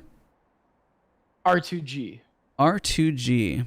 Let me check out the players really quickly. Yeah, no worries, no worries. Right now, just while he's checking on the player base, just keep an eye that 100% what you're going to be seeing here is teams either playing consistently, so once everyone chooses their character, or if we're going to see teams go for a YOLO strat. Maybe we'll see teams start to just full and send it, because the number of Gibby bubbles that we saw there, maybe the Gibby just isn't enough to make it work. Maybe they need to full send some of these teams. All right, so it looks like R2G is Team 5 currently. Last game pulling out 4 KP, but it looks like they went for the same lineup. Horizon, if you can, by the way, can you turn up well. your volume a little bit? Somebody was mentioning your volume was just a little low. Yeah. Just a little bit. Is that any louder? Yeah. Let me turn you up in just a little bit in the Discord. Guys, let us know. Give us your feedback. We'll always make an adjustment, and let's just take a look because the game has started. We haven't seen any shifts at all. In terms of comp, we'll take a look at where HEA is going to land. I believe they're just going to be consistent on Fragment. East, West. I almost flip-flopped my directions there for just a hot second. It's pretty cool to see, though. I mean, like, even with, it seems like every single team is running the same comp, except there's either switching out Horizon and Wraith at this point, or even Gibby, for that matter. Sometimes Crypto. Just the diversity in the legend character selection, it just blows my mind. From playing competitive myself and only being familiar with seeing a Wraith, and a Gibby, and then some sort of other third, whether it's Pathfinder, some sort of movement god, this is just awesome. Exactly. So this is right now. Again, we're seeing a lot of teams playing pretty safe, pretty passive. Overall, we're going to keep an eye on HEA. We'll keep an eye on, obviously, just regular COG, Connect Gaming. And then we'll keep an eye, obviously, as well on the Ace Squad. So give me a second here to make sure we can switch to the different POVs of the camera. And then we'll be right back in it. Okay. So there is a little lag that you experience at the start here. Unfortunately, this is kind of the nature of the beast. We are connecting clear across the world. This is live. This is Apex Legends Global Series. So I appreciate you for tuning in. Don't forget to leave a like. Every little bit helps support the channel on the stream and helps people find it. And he's already got his 301. So we may see some early action from HE again, or they might wait until the end of the zone. Knowing that they have such a lead, they may just try to play it safe and keep that spot secured. I'd be surprised if they went aggressive because of the chances of going out the 50-50. They had a really good game, but they can't let that confidence overwhelm them and do something that they'll regret. That's usually the concern for a team that performs really well, is that they want to keep the momentum, so they just keep pushing the lobby. Because usually it honestly pushes out other teams, and they're usually just fearful. They say, oh man, they were having a great game. We can't contest that right now, Momentum is everything in Apex. Yeah, momentum, thought processing. It's all so important. Apex, I say it a lot jokingly, but it's so true, is that it's 90% mental. It really is. If you believe you can get the shot and get the positioning, you'll get it. And it looks like HEA is already getting a fight here in Fragment. The question is, are they going to push it? And he's just looking for reset. I don't think they're going to have the most resources right now and really want to take this unless they get a nice, clean, there you go, crafting. Just trying to make sure they got the resources to really engage this. Let's take a look at the team. It looks like they're definitely trying to make their way in. Losing life. If they push this, are they at risk of losing their life, Ducky? Are they? Are they honestly at risk? Oh, they're 100%. I don't think they have any idea who they're pushing right now. Like, I think if they knew, like, once they see it in the kill feed, either Annie taking somebody down, they're gonna back up immediately. They know they don't want to take that fight. Or I asked the question to you, Ducky. What about this? What if they know that this is them and they're just trying to grief their game? Which that's very possible too. It depends what team is pushing them right now. If we could take a look at that, we might be able to find out, see where they are on the leaderboard, and we can kind of figure out, is that actually a smart decision? Losing Life is currently in 11th place with 9 total points.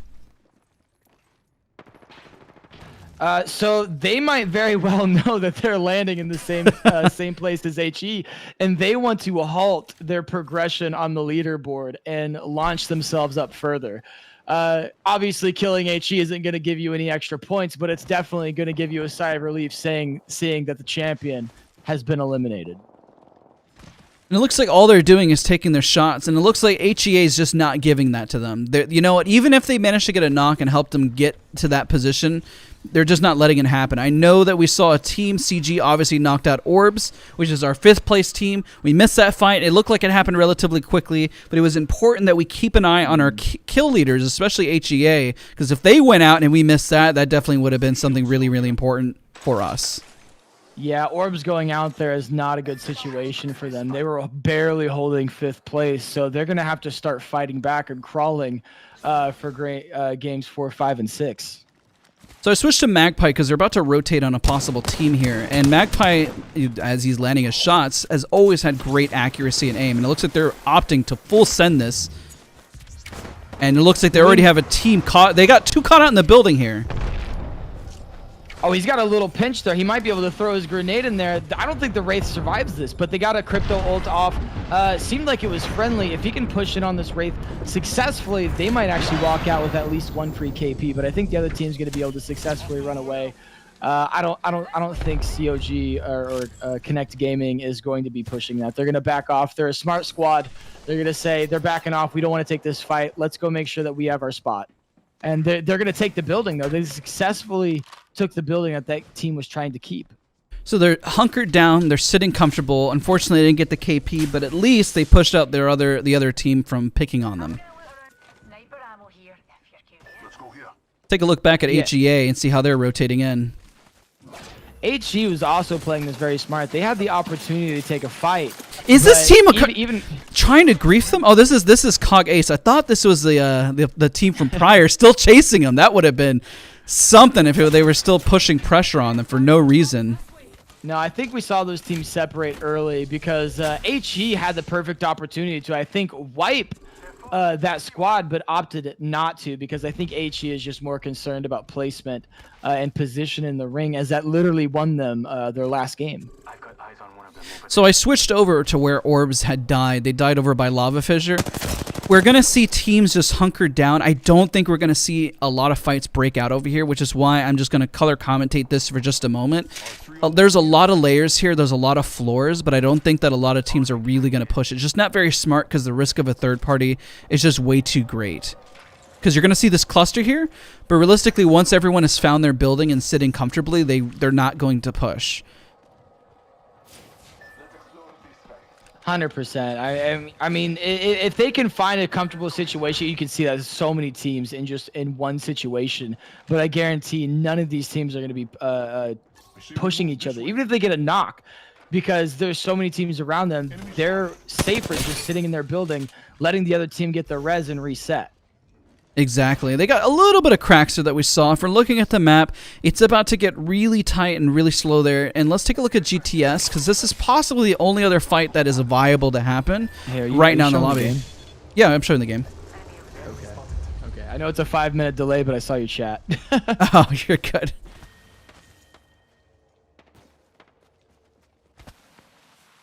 Is GTS getting it? I kind of looked away for a second. Was GTS taking some picks here? I know they're on the edge of the ring right now. They either got to go to zone or take this fight? What do you think they're going to do? GTS has been really late on the rotation so far, and it looks like they're trying to edge, but it doesn't seem like it's a smart decision. They're trying to edge to get kill points, right?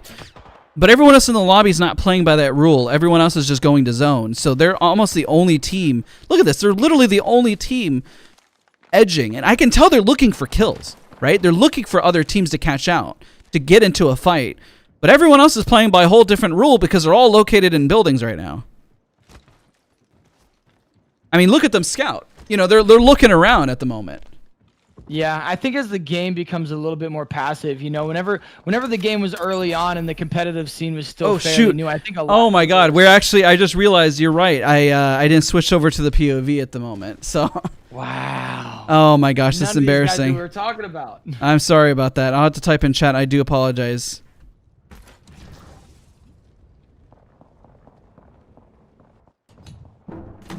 I'll let you finish that message. Yeah, don't worry. I'm typing in chat.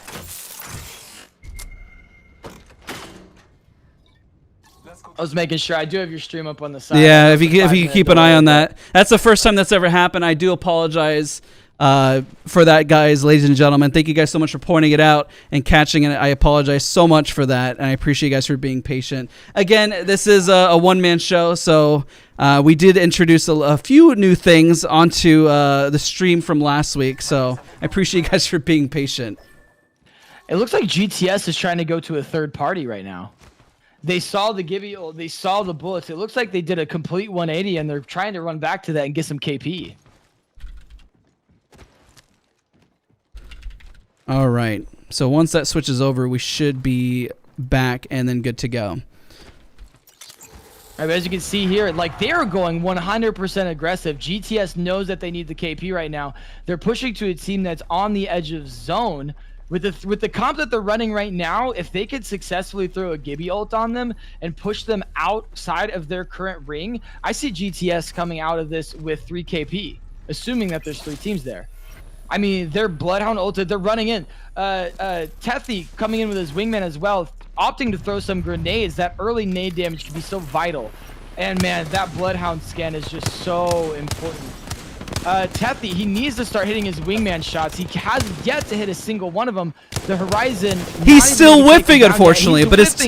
Every single one of his shots. Finally hits one on the Gibby. The Horizon was taken down by Ray. It looks like Ray is going to get 2 of the kills. Unfortunately, they went into a 3v2 situation and came on top, as they should have. But now they're in this situation that they probably knew they're outside of the zone. Hopefully they have time to get in. The zone's going to start doing a ton of damage if they don't hurry, and they've got a long way to go.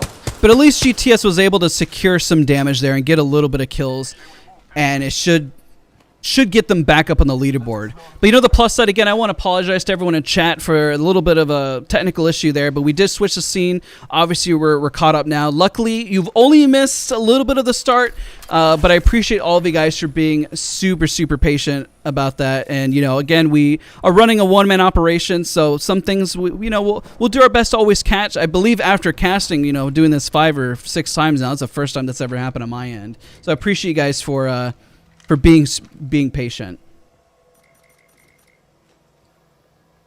Yeah, it happens. I mean, especially whenever you're running a solo man show, you're bound to have some technical difficulties. It's just something you deal with, something we'll move past, something we'll never talk about again.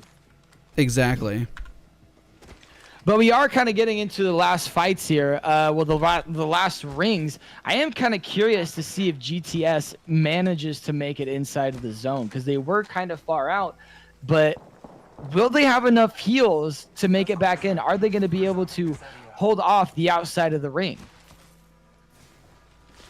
All right, let's take a look and let's see. Looks like there's a lot of teams towards the south side, but GTS managed to actually make it inside the zone. Barely, it's looking like. Hopefully they have enough heals to keep themselves going. Is HE still alive? Let's take a look at HE's POV. It looks like they're struggling a bit. Karma is just ratting for dear life at the moment. Are we able to see if they have any kills right now on any portion of them? Because if they don't have any KP, they don't have any KP. They don't. They successfully got griefed. They're the first place right now. It looks like, well, one team's getting fought in the middle of the zone.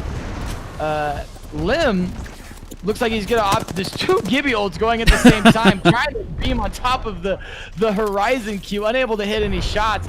Obviously, he's ulted out right now, so he gets his scan super fast. He's gonna use that to the fullest extent. Tried to beam the Gibby on top of the building. If you guys don't know, the Gibby shield has bleed through now. Less people opting to play Gibby. Hit so many headshots on that 301. Went from missing every shot to hitting almost every single one.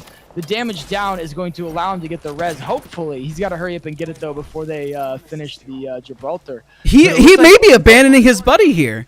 He could. This was a 2v2 situation, but for some reason they've opted to leave their buddy, which they could have held it. Something that we didn't, because the Gibby got finished soon after. They could have been getting full ascent, but it looks like they're gonna get pinched anyway. They might as well have just died with their brother.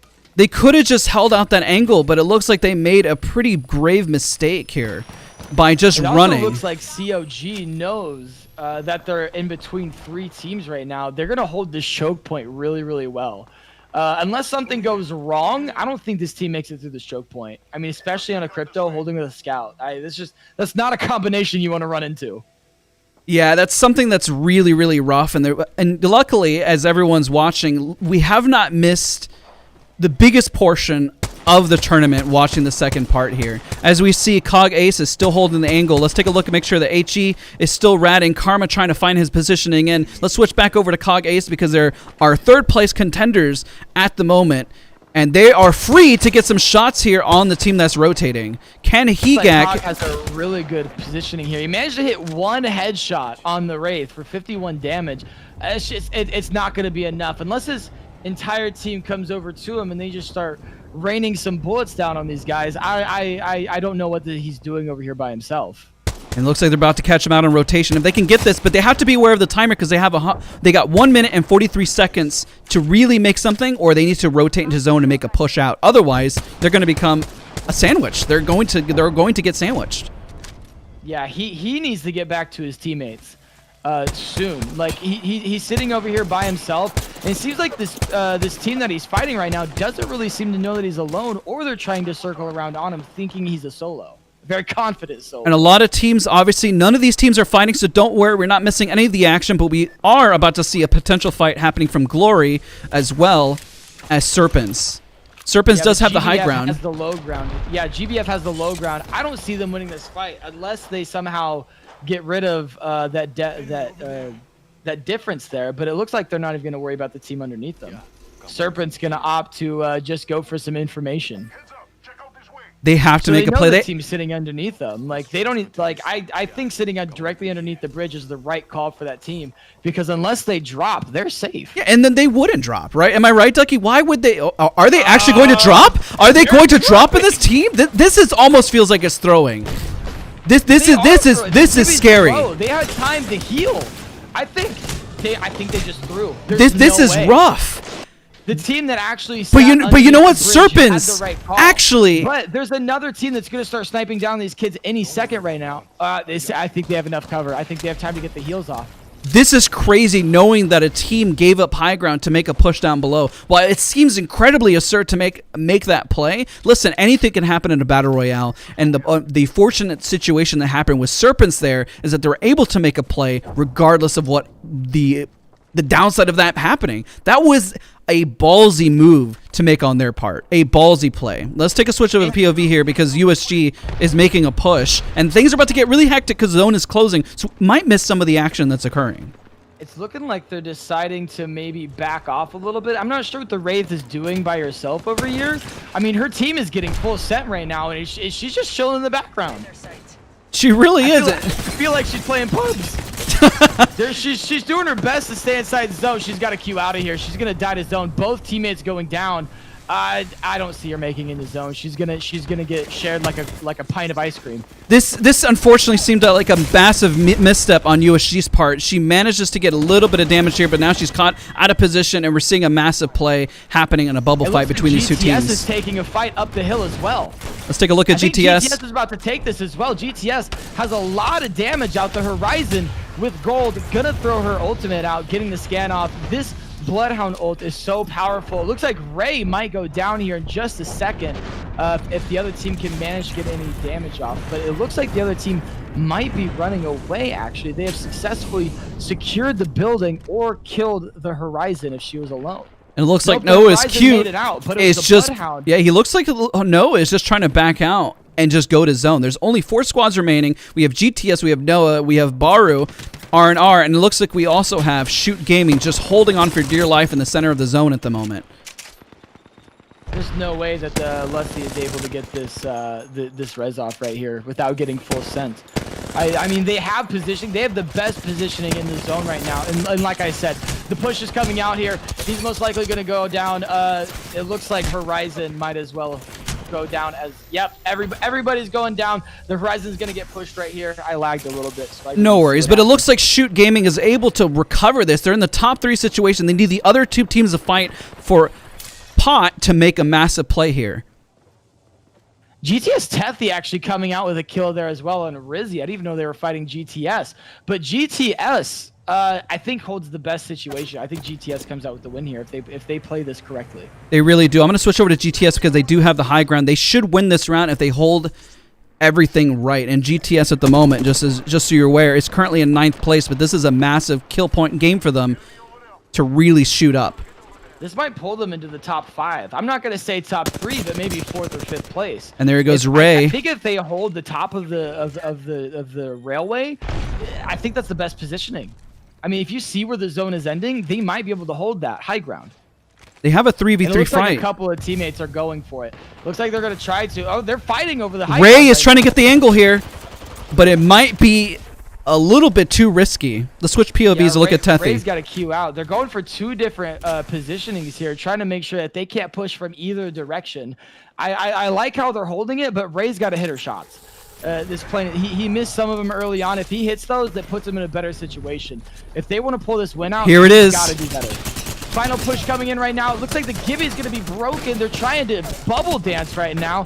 The EVA 8s are out in full force. Mastiff on the race, but GTS going to come out with the win. What a wonderful way to play that game. They knew they needed the high ground, and they managed to pull it out. Was a solid game by GTSR. This is definitely going to be one that's going to boost them high up. That was pretty chaotic. A lot of chaos happening in there, but once it settled in, it was a lot of patience occurring.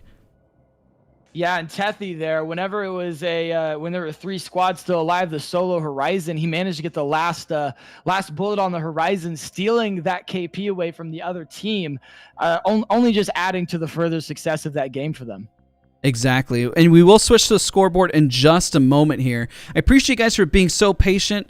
I'm going to double check just to make sure we don't make the mistake and miss anything for the next round. So just give me a reminder, Ducky, so we're switching the POVs back so we don't miss any of the action at the start. So I appreciate all of you guys. Just let me know in the comments if there's anything we do miss, if there's a team that you would like for us to follow, because we're having a lot of teams really duke it out at the moment, and once the scores are updated, we will switch to that POV going into Game 4. Yeah, and there's a lot of there's some teams early on that I thought were going to be shareholders for 1st, 2nd, and 3rd, but these teams are all, well, most teams are all very well equally skilled, and a lot of it's coming down to RNG. Where's the zone going? How many heals do you have? What guns are you running with what attachments? You know, at this point, I mean, for top 5, it's almost anybody's game. It really is. And a lot is on the line knowing that you can move on to playoffs. So let's do just a little bit of a, call it house cleaning, just as we're transitioning here going into the next round. Don't forget to leave a like. It really helps support the channel, what we're all doing here. As you can tell, we are a one-man operation. We're switching the scenes. We're joining the lobbies. We are taking a look at the scoreboards, reporting it for you guys, and obviously color commentating and driving the camera all at once. So lots happening. I just want to know, what time is it over for you guys here in the world? Right now, it is currently 6:43 in the morning. We're going into Game 4, and it's a pretty it's pretty crazy. I mean, I've been up for quite a while. I don't think Ducky has slept at all. Ducky, have you slept at all, by the way? No, I had work until late, and I would have only got an hour and a half of sleep, and I said, screw it, I won't wake up. So here I am with no sleep, and honestly, I'm feeling good now after game 3. Yeah. My brain is operating a little bit better than game 1 and 2, so I'm feeling okay. I'm going to pass out after this for sure, but I'm doing good. Definitely. I mean, I'm going to take a quick 3-hour nap, and then we're going to be right back for Europe, actually, and we're going to be casting that this afternoon. So just a shout out, just to let you guys know, this is Apex Legends Global Series. This is live. It's on a 5-minute delay, as you discovered in the prior round. Leave a like. It definitely helps support. We're going to be doing Europe, which is another 4-hour stream. Then we're going to be doing North America, which is an additional 4-hour stream. So today we'll be shoutcasting and covering everything for a total of 12 hours, which is why I have Ducky here. Ducky is actually helping me out by color commentating, just to kind of alleviate some of the pressure, so I can save the voice, because I still have another 8 hours to go this afternoon and also evening. I'm super excited to watch, or maybe commentate as well, the North American tournament. Some friends of mine, the RX boys, are also competing in the last chance qualifiers, and I'm super excited to see some of my homeboys trying to duke it out to make it to that $500,000 tournament. It's going to be big. I mean, the playoffs is where everyone has been wanting to go. It's what all these tournaments have been leading up to. I would love, even for myself, to have the opportunity to help color commentate the playoffs. It's going to be a big moment. Obviously, it's still going to be remote, considering the whole state of the world. But again, if you're just tuning in, shout out to everyone who's been in chat. Fate, Wadstalker, Captain, Mike, Bosca, thank you so much for moderating the chat and taking care of things. I really appreciate it. Noctis, I appreciate you as well. Once the scoreboards are updated, we'll switch to that POV, and then we'll take a look, and I'll be sure to go back. Also, Plopton, I feel sorry for Shiv that couldn't qualify for LCQ finals. And Shiv is an amazing player. He's a great Bangalore player, by the way. Really great player. So as we go into the next round, what do you think, Ducky? And love to hear your thoughts. Oh man, after the first couple games, I thought I had some ideas of what to expect, but at this point, like I said earlier, everything is so all over the place that you just don't know what to expect anymore. I was expecting Annie to pop off again that next round. HE, I was expecting HE to at least come in top 5. But unfortunately, the 2 of them got killed early, and the Bloodhound was left ratting and ended up dying, COG doing so well that first game, but unfortunately not really gaining much KP after their first game, and continuing to go down the leaderboard as they continue to not do so well the previous game either, maybe even knocking them out of the top 5. But GTS having massive KP and getting a win, probably bringing it up to 5th or 4th place. I mean, the leaderboards are all over the place right now. Some teams are being left in the dust, and some teams are rising to the occasion. So this next round, once we see the scores are updated, I'll switch to that PV. But don't worry, I will switch back so then we can make sure we see all the gameplay that we're going to capture for this. I almost want to say evening. I'm so lost at what time zone we're in these days, just because right now technically we would be nearing the tournament, because obviously we have had a delay because of daylight savings time as well. So it's been an eventful evening, to say the least. It's been absolutely incredible. It's everything that I was expecting and more. Sometimes, like early on in the Apex days, whenever TSM was at their biggest for North America, and they were kind of the first legacy team for Apex Legends. When I felt like when I was watching games back then, it wasn't who's gonna get first. It's like, I want to see who comes in 2nd and 3rd. Nowadays, as everything is kind of evened out and everybody's gotten to that talent, and people have continued to improve over time, we get tournaments like this where everything is so close, and the RNG aspect of battle royales really comes to the forefront of gaming. Agreed. So what? Everyone is piling into the lobby. For those that are asking the question, it is on a 5-minute delay. Tactician, it's great to have you here, by the way, buddy. And we're about to get into the next round in just a hot moment. Again, I want to thank you guys for all tuning in. Don't forget to leave a like, because it helps others find the stream, and the overall channel helps support. It's the easiest way to help support and do what we do. We took on the major task today of casting both APAC North, Europe, and North America. Definitely want EA to just know, just to see just how passionate we are about shoutcasting, and even for Ducky, this is a lot of fun. We're doing this just because it's good to be here, So passionate about the game, and we love to see the pro scene flourish. We both had our time in the pro scene, and we both kind of backed out for content, even though we're both extremely good players. These guys have just continued to improve over time, and I don't think we could hold up with these guys anymore. I mean, these guys have definitely put in the time. I mean, we hit masters, I mean, I would love to put in a little bit more time, but sometimes it's just the way life goes, just got to juggle. You got to juggle the IRL. Definitely. Hey, we're about to 200 likes as well. I know some of you guys haven't quite hit that button yet, but you totally should. Exactly. All right, let's take a look at the scoreboard, but reminder to myself to switch right back. Let's take a look. All right, Game 3 is updated, so we're going to cover this just briefly and talk about it. HE is still in first place with 37 points. Still in first place, still holding the lead. All they got to do is make sure they don't get knocked out early. They got to make sure. GTS, did you look at this. Going up to second place, putting them in a nice spot to qualify for the playoffs here. We got still 3 more games to go. 3 more games to go. And remember to switch back scenes. I'm reminding myself, a little mental note. And then we also have Shoot Gaming still sitting pretty comfortably. Now we have HEA, GTS Art, and Shoot Gaming to look at, while COG and COG Ace are sitting comfortably in 4th and 5th. Well, not necessarily comfortably. They have to make sure to be consistent here. Consistency is key.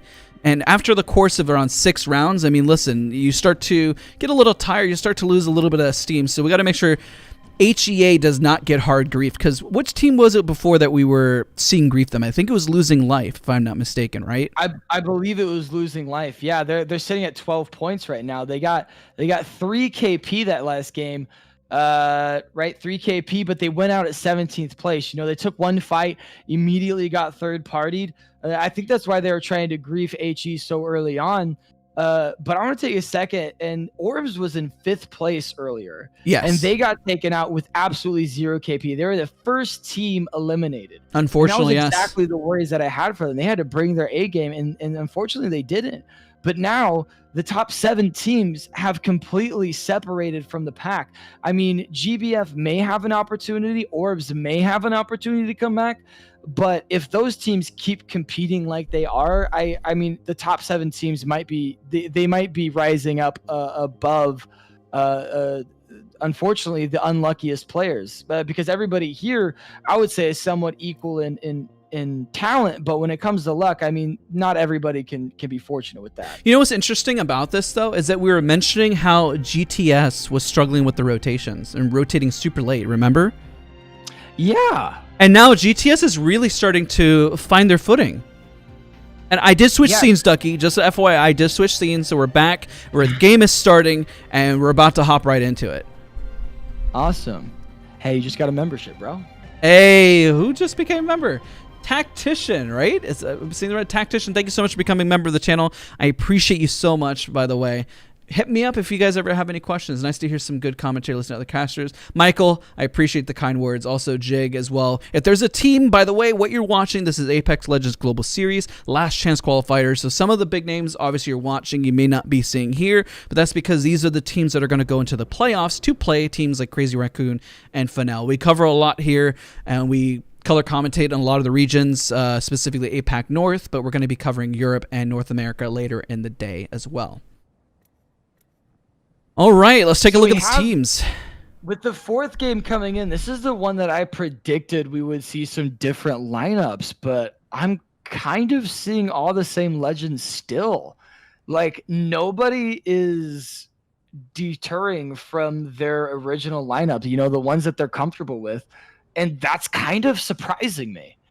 Exactly. I mean, they're picking their legends right now, so they could change them. But for those that are asking as well, in terms of teams, and it looks like everyone's sticking to their guns. Nobody's really switching around or changing things. We'll keep an eye on HEA and see if they get hard grief by Losing Life in the center, because that's where the action is taking place. But for somebody, we're keeping just a quick summary on the teams if you're just tuning in. HEA is a team we're keeping an eye on, as well as GTSR, Shoot Gaming, COG, and COG Ace have performed quite well in the past. But we're seeing now if they're going to qualify for the playoffs, if they're going to be the team to really make a push forward. So that's who we're following. Those are the hot teams right now. Orbs and a few other teams, unfortunately, have been dropping down just a little bit. But you know what? They'll hopefully make a play back here soon. Yeah, GTS coming off that previous win. I think we should keep a special eye on them, as they seem like a team that might get slightly overconfident, and it might pay off for them because they land on a really good spot that offers good third-party potential. This is a 50-50 already at the start here. And losing the 50-50 as well. I mean, two of her teammates landed together, losing a 50-50 to the Wraith. It looks like they're going to go ahead and finish gosh. Losing life, knowing that they need KP. They decided that they wanted to go for the 50-50. Probably going to be leaving Jay by himself, but Jay might actually bring this back. Taking the Horizon to 1 HP. The Wraith is low as well. The Gibby's going to go ahead and take down. And let me add, I know there's a little bit of lag. This happens at the start of the server. We apologize. I'm connecting from clear across the world. But what we're seeing here is Losing Life has successfully hard grief. This is why we watched them. I'm glad we caught this. Unfortunately, we caught this. Is that Losing Life has literally hard griefed our first place contenders, HEA. Wild. Losing Life needed that KP though. They spent too long in the game playing so passive and not being rewarded for late game play. I don't even think they've made it to late game. So I think in lobby they must have talked about landing on this team, and they did it successfully. That's crazy to see though. 50-50, but they took out the top team. Speaking of points though, I mean, you don't necessarily always want to take out the top team for the situation if it's not always going to help you rise through the ranks. I mean, if they would have taken out a team that was 1 or 2 steps above them, that would give them more of a chance to climb the leaderboard a little bit faster. But nonetheless, taking out a top team, that gives them a little bit more confidence to say, hey, we took out the #1 team right now, the team in first place. Who says that we can't take out everybody else? Exactly. And what's really nerve-wracking for HEA is that this brings confidence of GTS art. Like, speaking of which, let's switch to their POV because they have been landing by Epicenter. And this gives them more of a confidence that they're going to come in first. So this is going to be really interesting to see. This is going to be really interesting to see how this tournament plays out because a lot of teams have been really, really close. And I really feel for HEA. I mean, this is going to be one where you start to see Twitter banter saying, why are you hard contesting us? Doesn't make any sense. And are they going to keep doing it? Are they going to keep putting that blatant disrespect? We literally saw him land right on the horizon, and they were going into 1v1 fight with Annie, nonetheless. Annie, who has been on fire most of this tournament. I 100% think they do. Losing Life quite literally has nothing to lose at this point. They're sitting decently far behind top 7 at this point, you know, double digits, double points. You know, if they even want to come close to top 5, they have to pull multiple good games. The rest of the games that we have left, they're going to have to pull 10-digit points each game. And what's interesting, Ducky, as well, is that they have all of Fragment. They own Fragment right now. They have the most loot in the game right now. Assuming that they actually get a good amount of heals and ammo, they should be set for the rest of the game. They might even have enough room to pull some ult excels for some cheeky double ults. You know what's also interesting? I don't know if you see Jay's movement, but you can tell that you can almost feel it in the player's movement that they're confident. He's over there wall bouncing. This Gibby has some good movement, by the way. You can see by just him moving around that they're giddy. They're excited, you know? I would be. I remember what it's like to take out the #1. Oh, wow. We missed a fight. Yeah, I tried to switch over to it. This was really quick in the kill feed. It looks like they just full entered them. I tried to capture it as we were just, you know, commentating. But it looks like what happened is that they full entered them. They knocked all 3 of those guys within a span of a few seconds by pushing them in this building. So that knocks out as well COG Ace. We're seeing 2 teams in the top 5 already get knocked. All we got at the moment is GTS Art, we have Shoot, and then COG, Connect Gaming, which we'll see where. Yeah, but I think the regular Connect Gaming, not Ace, I think they have a better chance to actually pull late game this time. I mean, if we take a look at their positioning, and they're already getting into a fight right now. then they gotta win this. I mean, if they don't, they're going to be in big trouble. It looks like this is losing life, by the way. Yeah, they're taking a fight against losing life right now, who is very confident. So it's very possible they take out two top contending teams right now. Coming in with the crypto ult as well. Sherry not looking too good right now as well. Let me try to zoom in and try to get losing life's POV. Losing life going super aggressive on this. Like I said earlier, they know that they got to get points. They're playing for their tournament life right now. Look at that Volt spray. It looks like the Wraith was already down and finished right now. They may have gotten a little bit overconfident, leaving the Horizon by herself on about 25 HP. Losing life, going to be taken out. That's really unfortunate because did you see the movement that Horizon had? Really stellar movement. Unfortunately, the Wraith being taken out as early as she was, I think she was caught off guard. And it looks like COG's being third-partied hard as well. The Crypto's got to keep going as fast as he can. Having 20, like literally 30 HP to his name, but it looks like they're not even going to chase. Noah actually coming through. Noah's team actually coming through with some massive points there as well. 2 KP for them. That's going to serve massive for their placement as well. GTS is laughing right now. They are laughing about the situation. They're noticing the kill feed. They're seeing all their competitors, you know, HEA, COG, and COG Ace all struggling. All we have is Sherry just right there in the open, which they're about to run into. If they knock out Sherry here in just a moment, that's going to be a nice plus for them. And they're bringing out another purple shield as well, so they're definitely going to be. I don't see a situation where they don't make top real quick, 10 Ducky, can we just point out that all the action's been on the right side of the map, and then everyone's sitting cozy right here? Well, it looks like GBF might be getting into a little bit of a confrontation here really soon. It does look like it. I was trying to capture some of this action. Unfortunately, this is the beauty of a BR. Everyone is rotating, and there hasn't been a whole lot of picks, as you know, commentators curse. Literally, a pick does happen. But now we see a pick. Actually getting in this fight right now. R&R in a really good spot to actually take a top 5 spot. They're going to confirm that kill, so that's already 1 KP for them, and that's going to take them one step closer to overtaking COG Ace. If they could wipe this entire team and get 3 points, they are going to be 1 point away from taking 5th place, and that's all that they need. That's going to be confidence from going in. They're going to see that they're that close. And you know, they could very easily go back to that.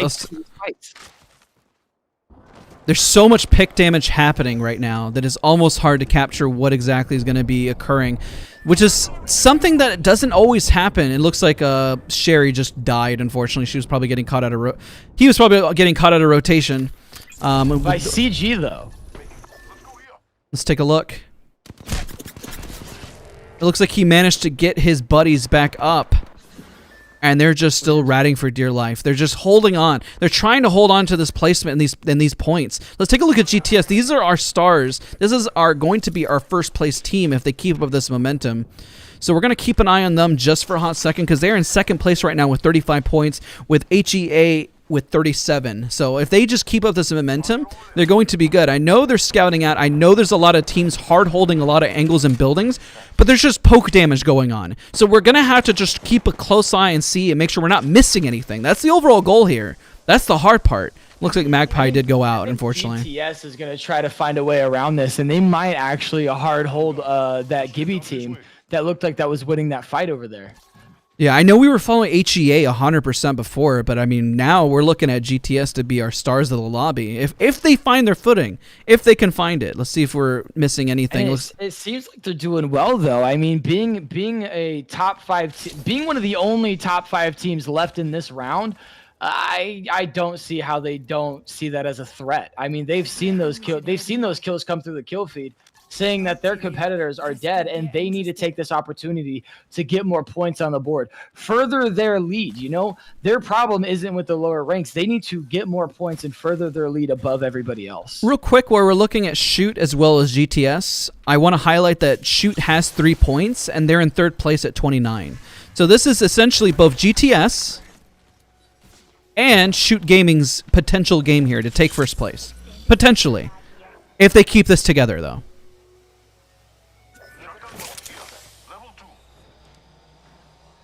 And right now, GTS took a little bit of damage from something. Did he get tickled by the zone? Yeah, they rotate. These guys, like we said earlier, like they keep playing so close to the zone. Like that's like an old style of gaming for Apex, but it seems to still be working. People have kind of migrated away from, edging in with the zone. Instead, they try to go for buildings in the middle, as that came a lot with Caustic and Watson. But it looks like these guys are playing to the meta advantage, and they're creeping along with the zone, and they're taking the fights when they can.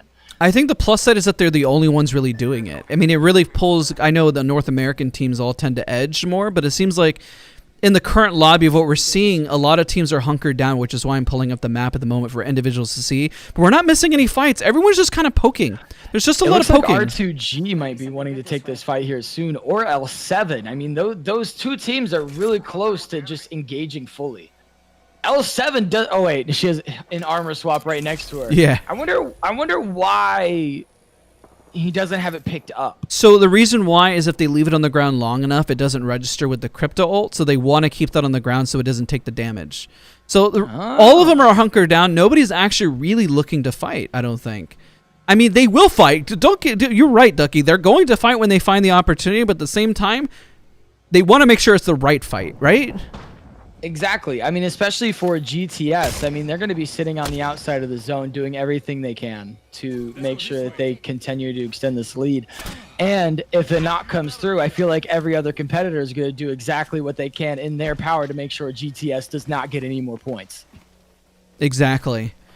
Looks like this next zone is going to be really, really make and break. Shoot Gaming's got to make their way in at the moment.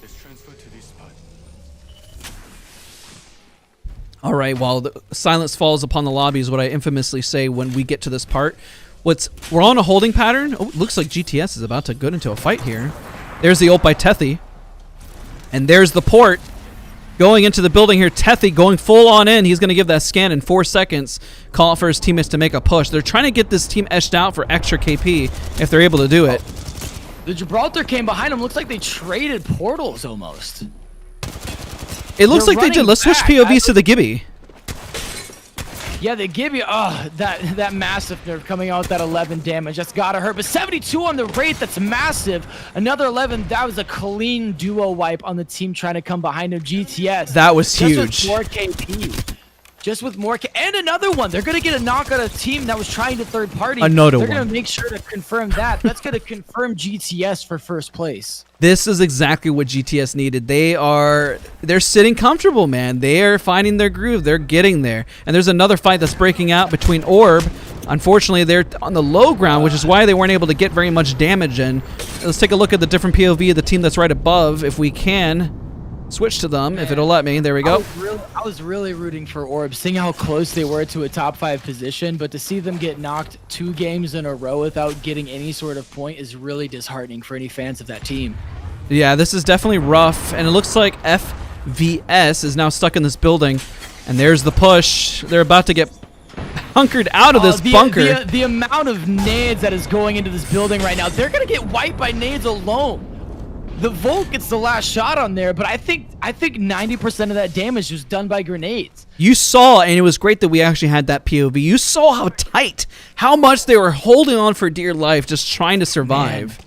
They were trying to hold on the corner of that Gibby bubble, but it just wasn't enough. I think one of those nades got caught inside, and I think that's what did the final blow. I think it did, and this is good for Shoot Gaming. This is our 3rd place contender, and they're just going to be chilling here. They took kill leader, and GTS is now just trying to find their way in. These are our top 2 potential first place teams.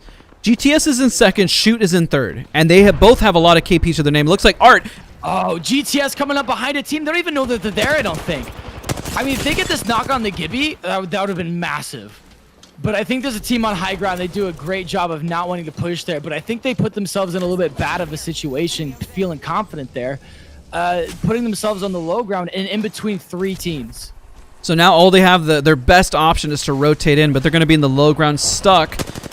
And it looks like they're about to get some strong damage. Ray and the Arc Star, this is not good for GTS Art. Ray's going to get stuck. He's trying to get out further into the open. I'm surprised Ray didn't go good down positioning. There. I mean, she peaked. Great positioning, going back and forth and avoiding as much damage as possible for GTS here. I mean, the communication is there. I can't even imagine what the comms are like for them. And they're getting shot from the high ground. They got to back up and find a different position. I wish the Wraith had a portal because that'd be the best situation for GTS to get out of their current situation. They do have it. It looks like in about 14 seconds, and the Crypto ult is there. They are getting absolutely picked on. I don't know how they're going to make this out. If they can, the Crypto! Good Lord! I thought Crypto had that, but I think that was their own Gibby ult. So taking the Crypto down right there, they gotta push that kill. And it looks like they're going to. They want this KP. They want to make sure that these guys don't have the ability to get up a 3-man. But they're running into a whole different team. This is not the same team that they're fighting. This is madness, honestly. No, CG. They're gonna get wiped by CG. They made the mistake. They thought that was the other roster, but they didn't realize that there was 2 teams up there. I think that was the same team because the Crypto's down. See? Oh wow, you're right. That was them. I think they just had a blunder. They should have been able to easily I'm take Pot that has 3v2 9 situation, kills. but they got wiped. He's got 9 kills in this lobby right now. Shoot Gaming. He is not wanting to go home today. No, he's wanting to go to that finals. I mean, they're going to make it at this point. Coming into Game 4, this is exactly what they need to really make a play. Let's switch POVs to GBF. Glory trying to come in. GBF running that 2x4 on this Spitfire. That is the best sight to put on that weapon. No doubt about it. I was definitely wrong about the weapon tier list on the Spitfires, ladies and gentlemen. The Spitfire is slapping. Gonna have to delete and re-upload. Oh, the Horizon's gonna fall down to the lava, but it looks like they're actually meaning to do that. They're gonna try to take the zip line, but there's no way that this Bloodhound team doesn't let them get away. Oh, they're sitting right underneath it. Yeah, there's no way they push now, unfortunately, with that crack. They're getting. It looks like 2 other teams. R2G also taking a fight. They're shooting the Horizon and the Gibby that was underneath. It's a good time to catch it right at the nick of time, just capturing and making sure that we're getting all the action down here. They might be way into over their heads, though. R2G needs to get KP here. They need to get out of their current situation, get a little bit of high ground, and possibly a building. R2G, being in their current position on the leaderboard, has a possibility of breaking to the top 5 with 4 of the major contending teams already dead. Let's take a look back at Shoot Gaming to see how they're managing to hold up, considering they have been absolutely frying this lobby. I have to say, I'm Pot has been, what a cutie. He's got cutie in his name, and those shots are definitely cute. They're adorable. They're beyond adorable. They're beautiful. He might be able to pull 10 kills. He's confident. What is happening? He's going to wipe the Bloodhound. They're going to let the Bloodhound go, but he might actually pull 10 kills this game. Which he already does. He's got 10 kills. And an assist. My bad. I have never seen that. I have never seen 10 kills on a player in a competitive game. This man right now is literally he's killed 1/6 of the lobby. He's carrying his team this round. With 1,800 damage, he might pull 2,000 out this game. He's our new star of the lobby. I mean, we've gone back and forth from Annie popping off, and now we're seeing this cutie here as he's got in his name. I mean, we call it as we see it. They marked a Kraber right there. I wonder if one of them goes for the pickup and just see if they can get any downs. They have the possibility to run a one-shot weapon. I hope they do, because seeing a Kraber in a finals game, ugh. It looks like he's definitely opting for. He's running a massive in Kraber. Some big pick damage there. Let's just try to keep his POV and see if he can actually knock out this Kraber, knock it out of the park. It's interesting that he kept the Mastiff over the other weapon, though. He's really planning on keeping this Kraber up until endgame, or at least maybe a weapon swap later on. I mean, he might be switching it out. Nope, he went for a last-second shield. This poor team right underneath, as we saw earlier, is about to just lose their life. Let's take a look at Pot. It's a bad situation. R2G, I knew that they needed to get high ground on that situation. This is exactly what I was worried about. R2G, if they die here, I don't think they make top 5. I don't think they will either. There it is. They're getting wiped. 5 squads left. R2G, unfortunately. But if we take a look at this right now, I mean, 5 squads, 15 players. There are 0 rats. Yeah, we're looking at full squads, ladies and gentlemen. Let's look at the map. We're looking at a big cluster every which angle. I'm keeping an eye on Shoot Gaming just because they have been They're taking all the action right now. I would switch to the other teams, but quite honestly, Shoot is just holding the angles. I'll take a look at the map to make sure, but USG is about to roll up on them. And right now, I'm Pot is just running away with this tournament. I mean, 2,200 damage, 12 kills, 2 assists. You could not ask for a better game from a player. You really couldn't. Get this man an additional contract. You know, obviously he signed with Shoot, giving this man a raise. For real. He deserves it after this game. Maybe a pizza party. You know what's interesting? You want to point out the 2 guns he's running? He's running 2 Volts. I mean, the Volt is the best SMG in the game, you know? Over the R99? Over the R99. Oh, 100%. Oh, this is not. This could be. But it looks like they're taking a fight right here. Maybe getting a little bit overconfident. He's healing with a bat. How many bats does this man have? He's part of that no cell gang. Hashtag macro baby. Get it? Oh, this is not good. They're losing the star player here. No. They need a quick res. They've got to drop down. It looks. Oh, the Gibby ult's coming in too. So I don't know if they live through this. They won't drop down on them though. I don't know if they'll. They've got a gold shield, so it's possible that they go straight back up after this res. That's actually huge. This is actually really big. That's an amazing recovery. They should have not allowed this team to get back up. If they knew the amount of kills this man has, they would have rushed that. Yeah, there's no way, and they're gonna pop right back up and do a lot of damage. This is really big. This is where all the fighting is happening right now. The other 3 teams are just chilling in the building doing nothing. No offense to them. I mean, look, Shoot, Gaby's just. Who's gonna stop this team? Somebody needs to stop this man. This Gibby's about to throw a nade up. I bet if they do any damage on that, they're going up immediately. Yeah, I would watch. It looks like L7 just got a wipe on an R&R. Yeah, I know we want to switch to the action, but I really want to see how Shoot Gaming manages to clutch this out if they can. And there's the Zuck. The Horizon ult. I don't even know if they're able to shoot the ult. Okay, no one even got stuck in it except for the Wraith. Poor Wraith got stuck inside. The Bloodhound going down. The Gibby not standing a chance either. They're team shooting insanely well right now. 2 downs, guaranteeing 2 more KP. But it looks like that. Nope, that's the other team that was sitting across the railway, doing a good job of making sure to stay alive. But I don't say they're staying alive much longer. They don't have. This is it. This is Shoots. Could this be Shoots? In the open. This is literally just free KP for CG right now. They know exactly what to do. My God. Trying to go in and out of zones. I'm gonna say that was crazy. That was crazy. I'm mind blown. Some of the plays that I'm seeing. Wow. That is guaranteed them first place. 100%. The leaderboards have updated. I'm most likely going to say Shoot Gaming is going to be in first place. GTS is going to be pushed up to second. And HE is going to be probably pushed out of top 3, maybe 4th or 5th. I'm mind blown. The performances that we're seeing from from Annie, from I'm Pot, from various individuals, they're really standing right above the lobby. That they're just hungry. The horizons have been. I mean, look at this. Look how many kills. Look at this.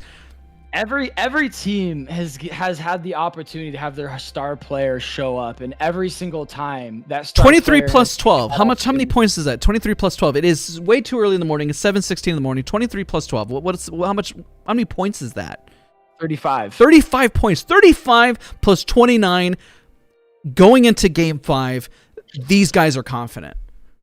Why wouldn't they be? Wow. I've casted a lot of tournaments, and this has been bonkers. It's crazy what comes out when everything is on the line. You know, they're competing for the largest prize pool in Apex. I think, is that right? Yeah, they are. $500,000. $500,000. This is the largest tournament that we've had for Apex, and these guys want to make it there. Like, even if you don't win the tournament, it is massive to even make it that far. You know, the positivity that it would have on your career as a pro gamer is immense. Exactly. Whew.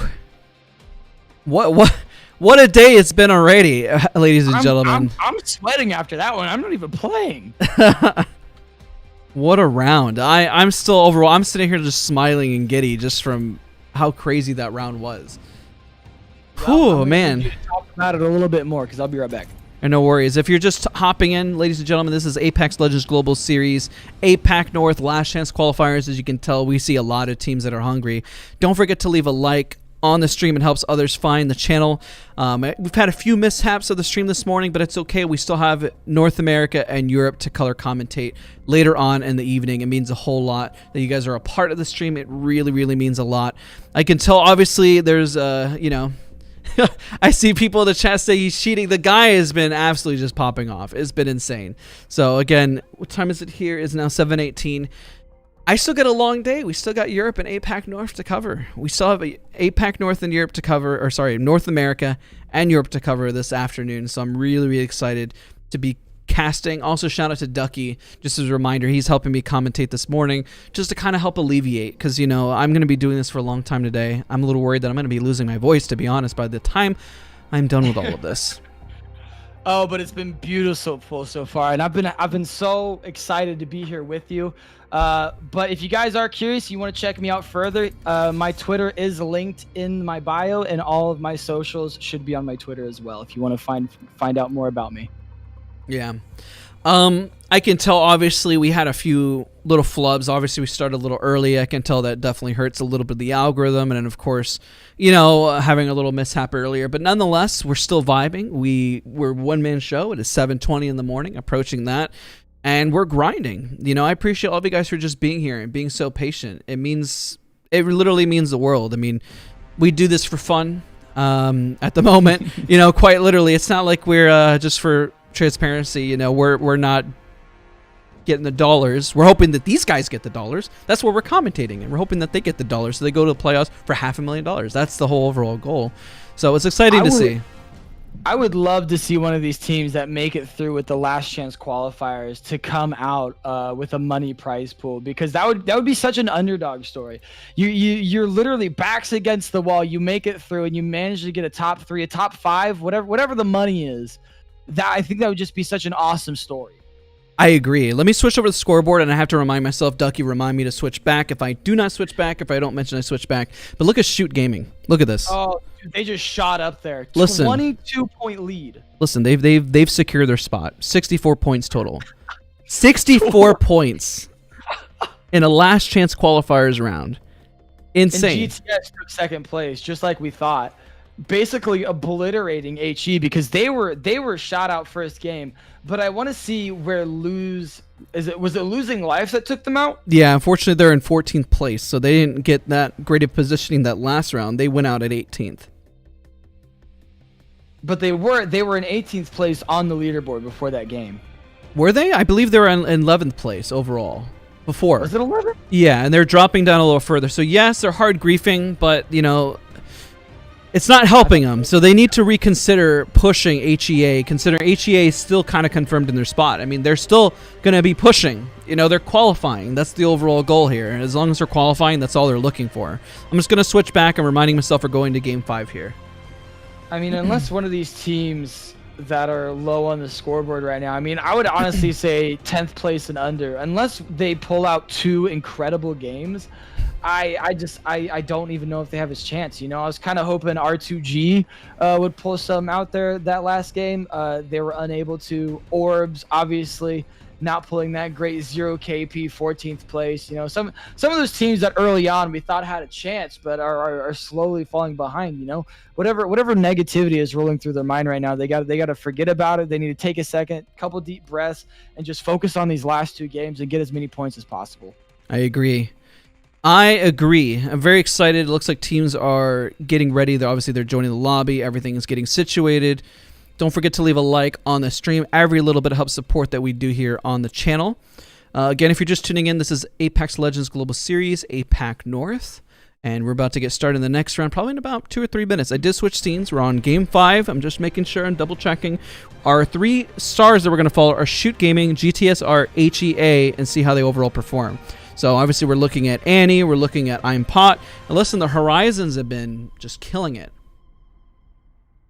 I'm actually super surprised at how well Horizon works in a competitive setting. I've seen it in ranked. In ranked, she is amazing. But competitive is just a completely different environment. And having that versatility and height and the ability to move your team every 15 seconds, it seems to be playing a major role in this new meta. Agreed. there's a lot of stuff that I have yet to see in most tournaments, and it's been really interesting. I mean, the amount of Gibby bubbles that we saw, the Horizons making a play. There's no Watson. I mean, there's no Caustic. I know Caustic got nerfed, but I was... let's see here. Let's see what happens in the next round. We're going into Game 5. Our team's going to change out their meta. What do you think, Ducky? Do we honestly believe, do we think that teams are going to switch it up? Are they going to get desperate? They only got 2 games. They literally only have 2 games. Point, I've been wrong every single time so far. That's okay. It happens. But I don't think a team is going to switch up their meta unless they are truly desperate. And I think a team becomes truly desperate on the last game, realizing I've got to go. We've got to do something right now. If someone's close enough to a top 5, or even just the ability to grief a top team, you know, Octane Revenant, they're going to pull it out, no doubt. Like, if we don't see an Octane Revenant in the last game, at least, I'm going to be sad. I think we will. I think we will see it happen. I think teams are going to get a little bit, lack for a better word, desperate, but I feel like we're going to see it happen. I really, really do. And I can't wait to see it. You know, like I said it earlier in the stream. You know, whenever you get Octane Rev push and ranked, you know, it's a little infuriating. But be able to watch it at the highest level possible, it's so satisfying to see it work or fail. You know. Exactly, I agree, 100%. All right, we're going into Game 5, ladies and gentlemen. Don't forget to leave a like on the channel. I know we've asked several times, but again, it helps all of us, what we're doing here. You know, Ducky and I are just taking our Sunday morning, just doing this because we really enjoy it. We enjoy what we're seeing. This has been, hopefully it's educational. Hopefully it's helpful for you guys to see tournaments at this caliber. We have 2 more that we're going to cover later on this evening, which is the last chance qualifiers for North America and Europe, because we're going to see what goes into the playoffs. And I would love, you know, if you leave a like, it definitely helps the opportunity to get a chance to commentate on the playoffs, because I would love to have an opportunity to do that. And then hopefully EA recognizes that we really love what we do. We love the game and enjoy being here. I think we'd make really good commentators. I think we do pretty good. I mean, you know, every stream we do a little better. You know, there's always going to be the little mishaps here and there. We learn, we get better every time, you know. We get better and better. We only improve when we go up from here, you know. Exactly. I mean, it's been a lot of fun so far. What are we going into Game 5? Game 5. We have 2 more games left for today. Man, time has just been flying, especially as we start to wake up a little bit more. You know, early in the morning, a little bit of no sleep. I know you fell asleep extra early, around 5 p.m. your time. That was kind of crazy. I couldn't. I honestly, I'm not gonna lie. I was having a hard time sleeping. I kept waking up, and then I had a really rough night, or whatever you call it, because it is night now. I had a really weird evening sleep. It was. I was trying to prep to get super awake, but it's been a little hard. I'm not gonna lie. It happens like that. I'm sure you'll sleep like a baby after this. Servers are made for 2. Okay. Just shout out to everyone in chat. Baka, ABT, Insanity, Unhack, Hornet, Dog, MGYT, Boss, thank you so much for moderating. I really appreciate it. So this is competitive Apex. Yes, it is, Steakmo. Yes, sir, it is. It is. You're seeing last chance qualifiers. Those that move on the top 5 get a chance at $500,000. I mean, if they make it to playoffs, listen, they've already won. Just so you're aware, the teams that make it off to playoffs have already won. They're just trying to secure a larger bag at that point. I hope you guys understand. Like, even if somebody makes 20th place in playoffs, they've already secured money. That's how this works at that point. So a lot's on the line right now just to get to that point, to get the extra cash flow. Obviously, you know, getting first place, you get the most money, but even if you get 20th place, and let me listen, it was like you're there, you're taking the time, you're competing, and it's exciting. So it looks like the round is starting. We got 10 seconds, and we're about to get into the next round. All right. I'm really excited to get into this next game, see some of the picks come in. I know we say it every single time, but it's like, when are we going to see a team change the comp? You know, the teams that are a little bit lower on the scoreboard, even teams that are doing really, really well, you know, are we going to see teams become a little bit cocky? Are we going to see teams become a little bit more scared? Are we going to see teams try to go out of their way and grief? It looks like we see a Pathfinder on SBI. So maybe that was just a lobby thing, or we may actually see a Pathfinder come in for a full movement team, a Bloodhound Horizon Pathfinder. That's just a full-on bold Inta move. team. That is a bold move on their part. Let's see when they lock in their characters, because this is obviously taking what they came into the lobby with, what they had prior games. So let's see if they decide to switch it up. But right now, I mean, Bloodhound, Horizon, Gibby has been very dominant. Very, very dominant. If they actually select Pathfinder, I would be very interested in watching their drop, because I guarantee they might 50-50 somebody off the bat. Agreed. I mean, I wonder if losing life is going to hard grief HEA, and if they do, I mean, we've seen the scoreboard, we've seen the leaderboards, we know what can happen, you know?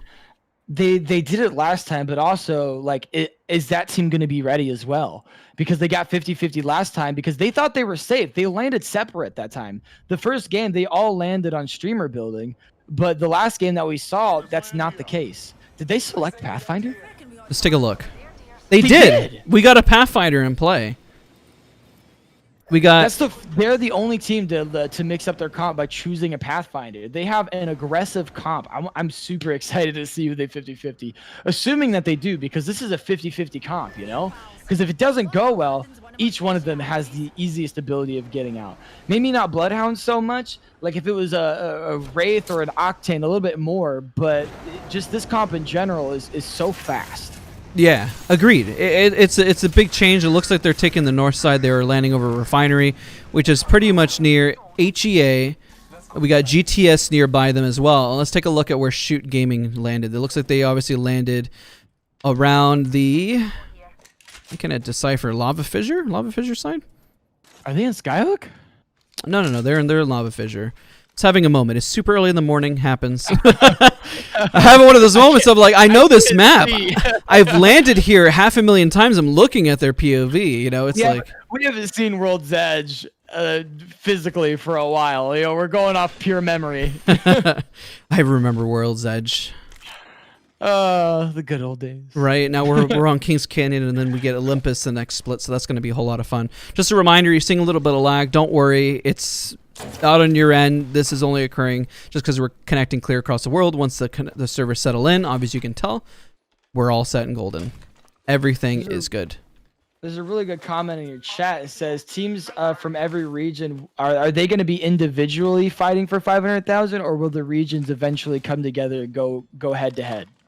That will go playoffs, and then they'll go head to head at the very end. So, going to be interesting to see how all the teams, you know, go for the playoffs, and then it dwindles down more from there. You know, it's also going to be really interesting too, because it's all going to be online. Hold on.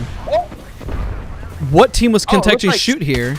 I saw it happen for a quick second, but thankfully, Shoot managed to make a play out. Let's see what team got knocked here. Was that Orbs? It might have been. They got a trade on one of the Orbs players. Yeah, it looks like Orbs got knocked out. Orbs was already having a rough time, and now they're out again. This is not the situation that they needed. And Crypto's already going for the res. That was such a fast cleanup, by the way, by Shoot. I saw it on the map, but we had just literally went off of them for like 2 seconds and came back. Not sure why Orb was deciding to contest Shoot so early on, but they pretty much have handed them these extra points to secure first, even more so. Let's catch the other teams, make sure we're not missing anything, though. I mean, literally, if there was any team that you wanted to give more points to, it would be Shoot, because I don't think anyone's going to catch up with them. I feel like Shoot has guaranteed their spot in the finals.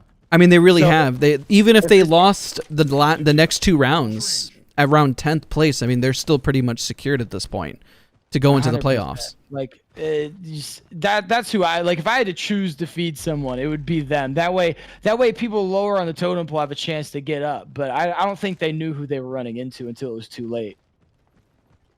Agreed. We don't see any fights really happening. Obviously, we see the fight happening in the upper left by Trials, but that's because they're just shooting the little. Let's see if they're. Is L7 gonna go in and it looks like L7 might actually go in. Maybe? No, they're just rotating. On. They're on the zip line. Luster is just making a big switch here. Switcheroo. They're just trying to rotate around, but it looks like FVS is just making sure that, you know, they're claiming their spot. They're claiming their dominance. They're getting comfy. I didn't even notice they had people on top as well. I thought they were all 3 doing trials. No, it looks like FVS is actually split a little bit. They're letting Momon cover it down below. You know, they're split. They're splitting it up. They're just making sure that they cover all their bases and cover all their ground, which is smart. I like how the Horizon's doing trials this time. Last time we spectated trials was the Bloodhound, and he about went down. Yeah, right. maybe they lost a little faith there. They were like, "Hey, man, what's going on over there?" Need to get him off that. We need to keep as many heals as possible. But it looks like HE might be looking for a little bit of trouble. That, or they may just try to go for a rotation inside of a building. It looks like they are very confident about what zone they're going to be going into. They may stick to this building for the rest of the game. If anything, I would as well. They're not doing bad. You know, HE8 has 37 points. They're in 3rd place. They're sitting comfortable. They really shouldn't make any ballsy plays to get knocked early. Shoot is still on the outer skirts here. They're doing okay. GTS is making their way in, potentially about to run into HE. This is not good for HE, by the way. If we see what's about to happen, this isn't looking good at all. This is really bad. Maybe not for GT either. I mean, if those two are going to fight each other, that's 2nd and 3rd place. So we're trying to make sure we capture. Might be running into a different team, actually. It looks like there's another one right next to him, which they're just going to scan them. Is that L7 next to them? This is, let's take a look. Uh-oh. HE going in a fight. It looks like they're trying to get the Arcstar out. They're going us against USGC, but it looks like they're going to get the finish and the down on Rutzi as well. Karma's just going to be running for his life at this point. He's 1 HP. He's got to get a shield swap off and just keep on going. Luckily for him, he is Bloodhound ulted out, so he has a little bit of a speed boost. Looks like there's more going. Dude, Aru's going to get the finish on Rutzi as well. GTS Tethy's just going to get his heals off, sit behind the door, and they're content with their current situation. What a crazy outbreak already happening, considering we all... It looks like COG got Karma. Yeah, they did. He wiped out again. I tried to switch to his POV, and I was wondering where I couldn't switch, but it looks like he already got knocked. Let's go back to GTS and see how they're going to play this out. This is getting really, really tight for these teams. Looks like Luster is trying to push on this other team, worried about them if they're overextending or if it's a little bit too much. I think SBI, the team that has a Pathfinder, just got a finish. Let's take a look at their POV. It looks like they're still pushing in the super hard. The aggressive comp working for them. They got the early pick. They're going against the Gibby right now. 272s and an 18. The Gibby is low. They need to push that almost immediately. Get down on the Gibby, call it a day. It looks like the comp is actually working for them. They're getting the res on the Pathfinder immediately. Make sure he gets up. Great fight by SBI. Considering we haven't really seen them the entire tournament, it looks like they should have been running Pathfinder from the beginning. Yeah, this is honestly a pretty positive switch. I mean, they were right there. They cleaned this up, and they were isolated on that fight. I just want to take a look at Shoot Gaming because I want to make sure how they're rotating. They're a little bit late. That's okay because, I mean, they're in prime positioning. Let's take a look at GTS there because is nobody near them. If you look at Shoot Gaming, they're like they've got the entire side of the map. And look at this cluster. I just want the viewers at home to understand that none of these teams are really going to fight. This team needs to find a positioning, but this team might actually. Godland might actually make a play here. Looks like they might just be taking a little bit of poke damage, though. Yeah. Trying to get their Gibby and Crypto up to purple armor before they What about AVA? Avalon Gaming, how are they going to get in? All the buildings are taken, so... I don't even know why they're trying to get into Skyhook right now. Like, I like the pros and everything. I'm not going to try to question it, but I don't think the zone's going to end in Skyhook. Not really, not at all. It's going to pull probably a little bit for... Oh, it looks like they're about to run into a team here. This is not good for Avalon Gaming. Oh, no. He might be able to get inside the bottom door there, but I mean, unless the Gibby goes through and gets a bubble down, I think the Wraith is done. Nope.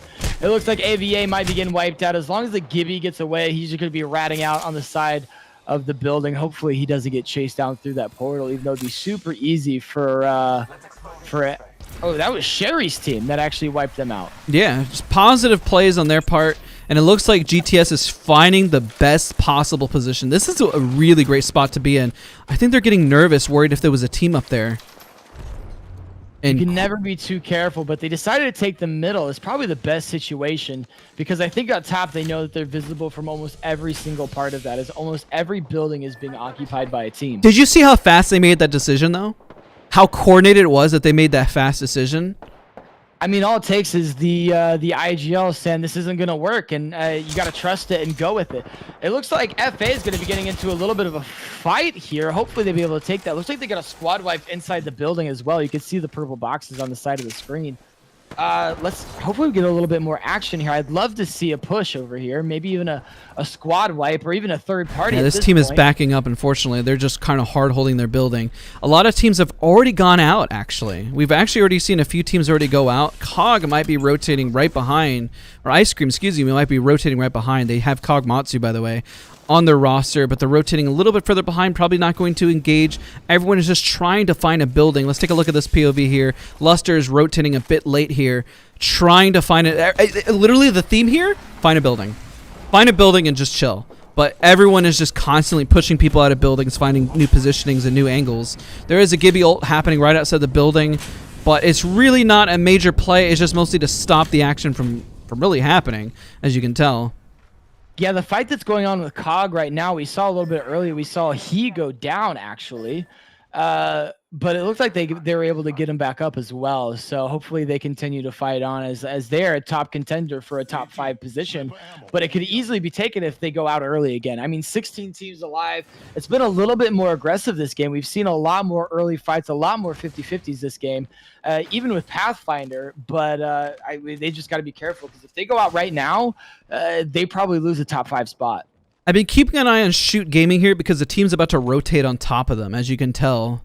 And I wonder if they're about to, engage this. Because the reality is, everyone else is hunkered down in a building. Nobody's going to fight over here.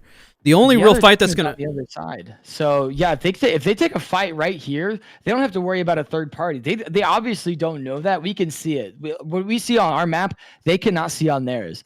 So they can obviously see that there is probably going to be no one coming for them. And hopefully they don't leave too early. They need to make some positive decisions here about the rotation in, because by the time they rotate, they need to etch these teams out, because by the time they get in, best of luck finding a building, man. You know? I know we were hard on GTS about rotating in, but actually they've actually done the opposite. They've actually managed to find a building and get in as fast as humanly possible. It's Shoot Gaming that has been opting to rotate out. So I'm looking at the crypto. Oh, my bad. It's okay. I've been noticing that Shoot Gaming is trying to find their rotation by using the crypto, which is kind of the eye in the sky right now. I mean, I remember us doing this strat whenever we were competing a little bit too. I was playing crypto, doing the same thing. You know, you sit in a building and you're just able. This is. Did he not see? Real quick, did he not see the guy on the left? Oh, they definitely see. They definitely see this team, but no, they might think that the Horizon's alone. Yeah. I wonder if they see this team or if they're fully aware. All these other teams are poking. The real action is going to occur between these 3 teams right here, and there's a scan.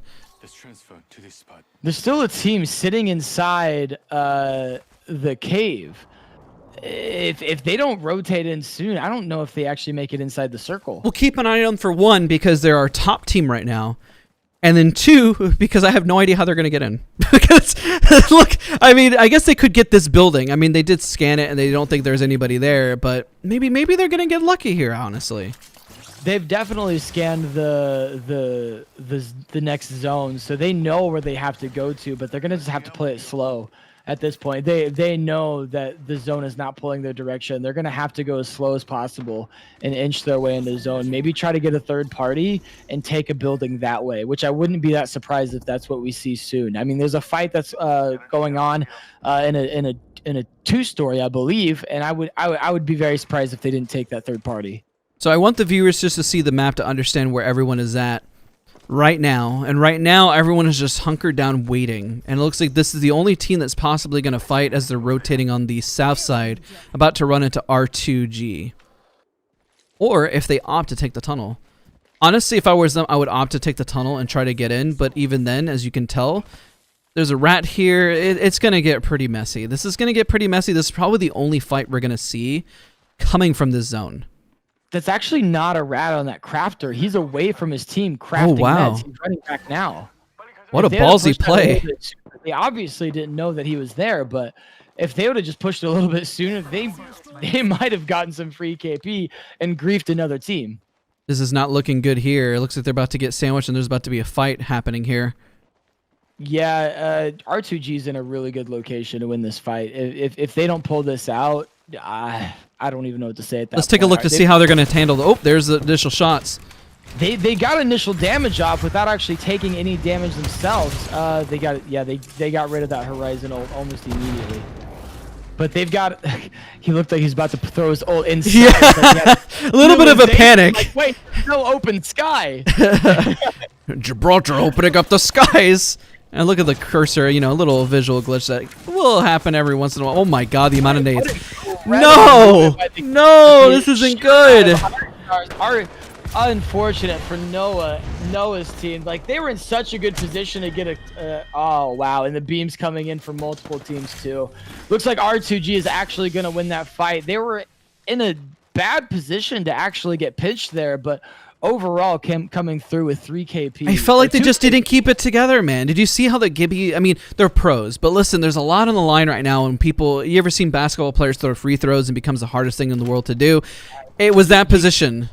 You get nerves sometimes, and you know it's just a part of every sport that you play. No matter what level that you're at, whether you're playing pubs or ranked, you're gonna get nervous in certain situations. You got to have a lot of respect for these players too. They're all amazing. They all do. They all know what they're doing. It's just hard. This isn't easy. This isn't easy to do whatsoever.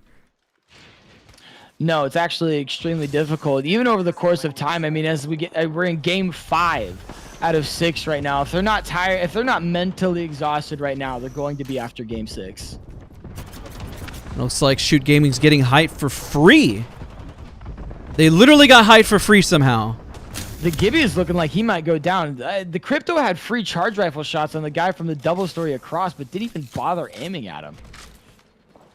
Kind of weird how they just let Shoot Gaming just get this for free.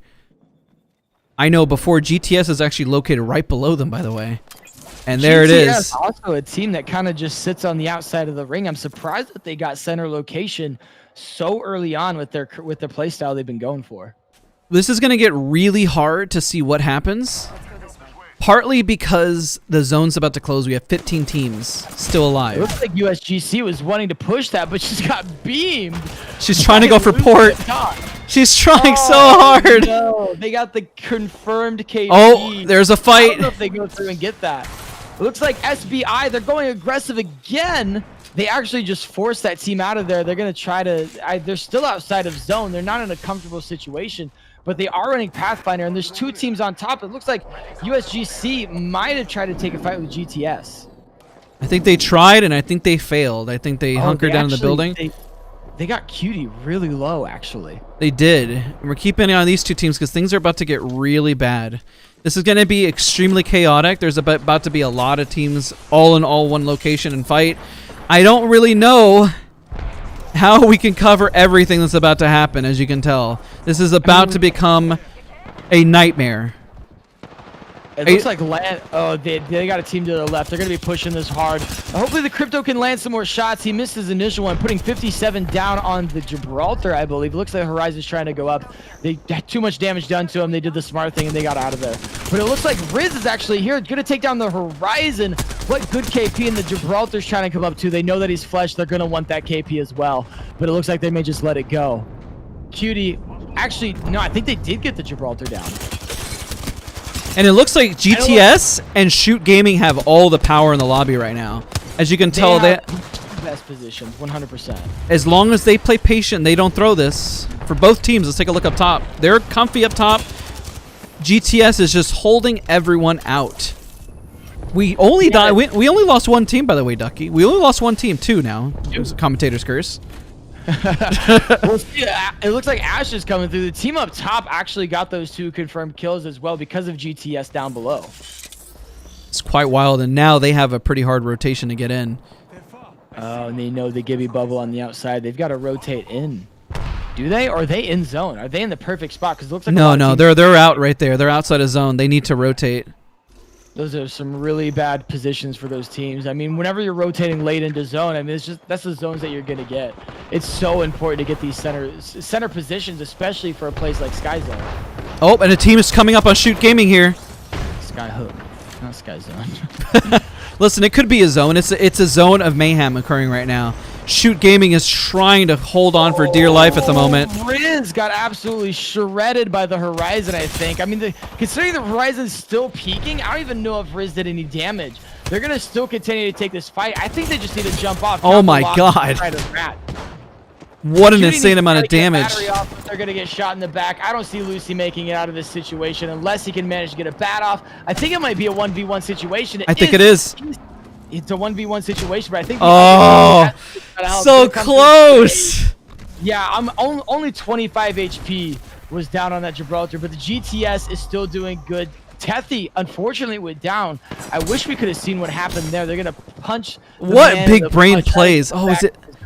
Zone's coming in though. They gotta stop the res and go in. They gotta sacrifice a man to the gods of the zone. They're gonna try to get in as good as they can, but they had a good position for so long. What a nightmare! Oh, they waited too long. They're gonna.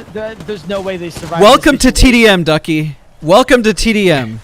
Team deathmatch happening. Sit around in the corner. She's sitting out in the open, but surprisingly, it's working well. The only survivor of her team. Oh my gosh! It's working out really well. I mean, 2 more placement points, and she's good to go. She doesn't seem to play the right.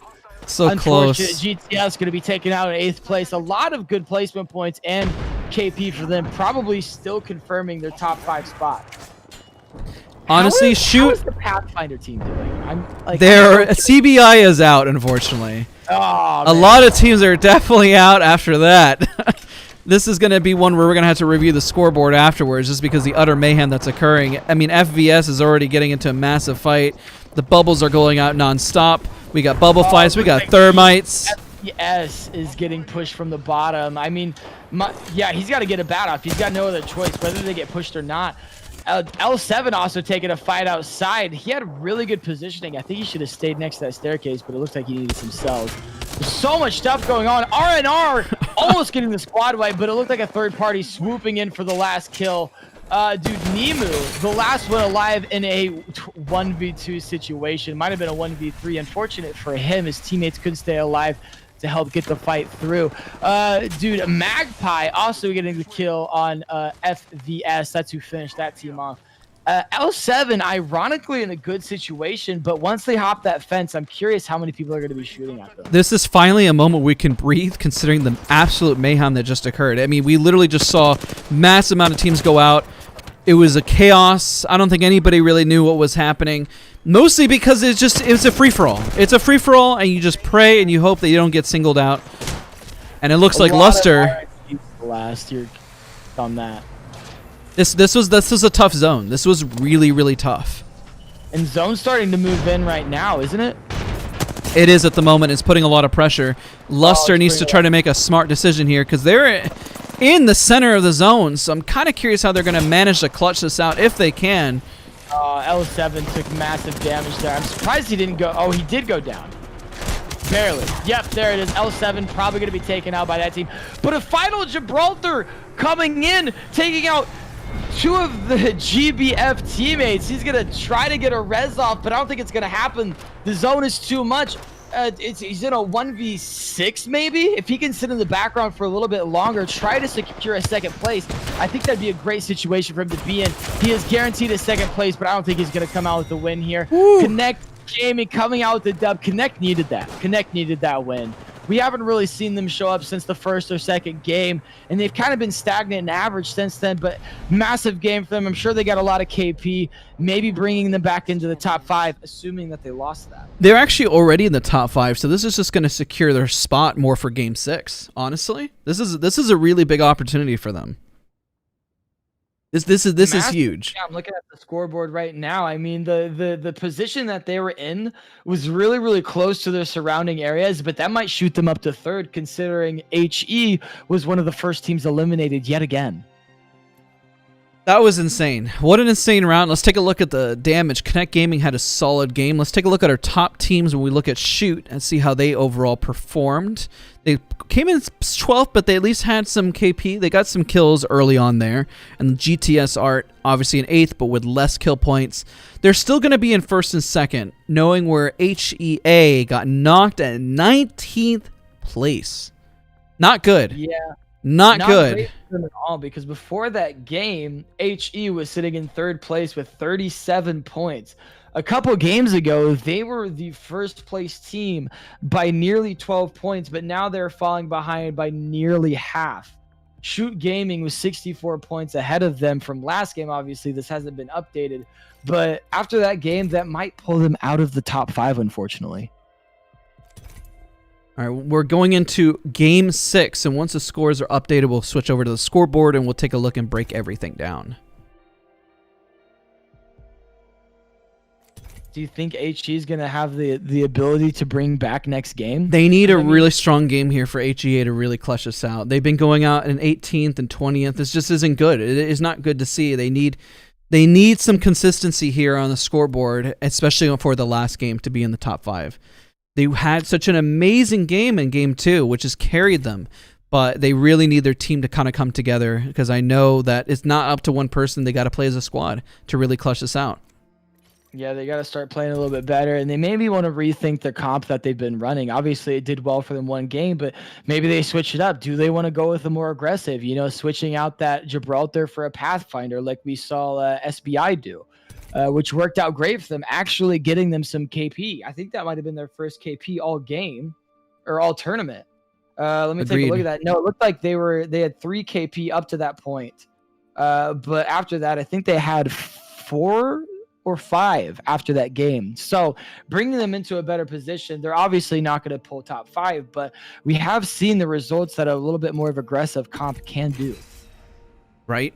So this is just a friendly reminder as we're going into Game 6. Be sure you grab yourself a water, a snack. This is the last round of today for APAC North. This is a really, really big day.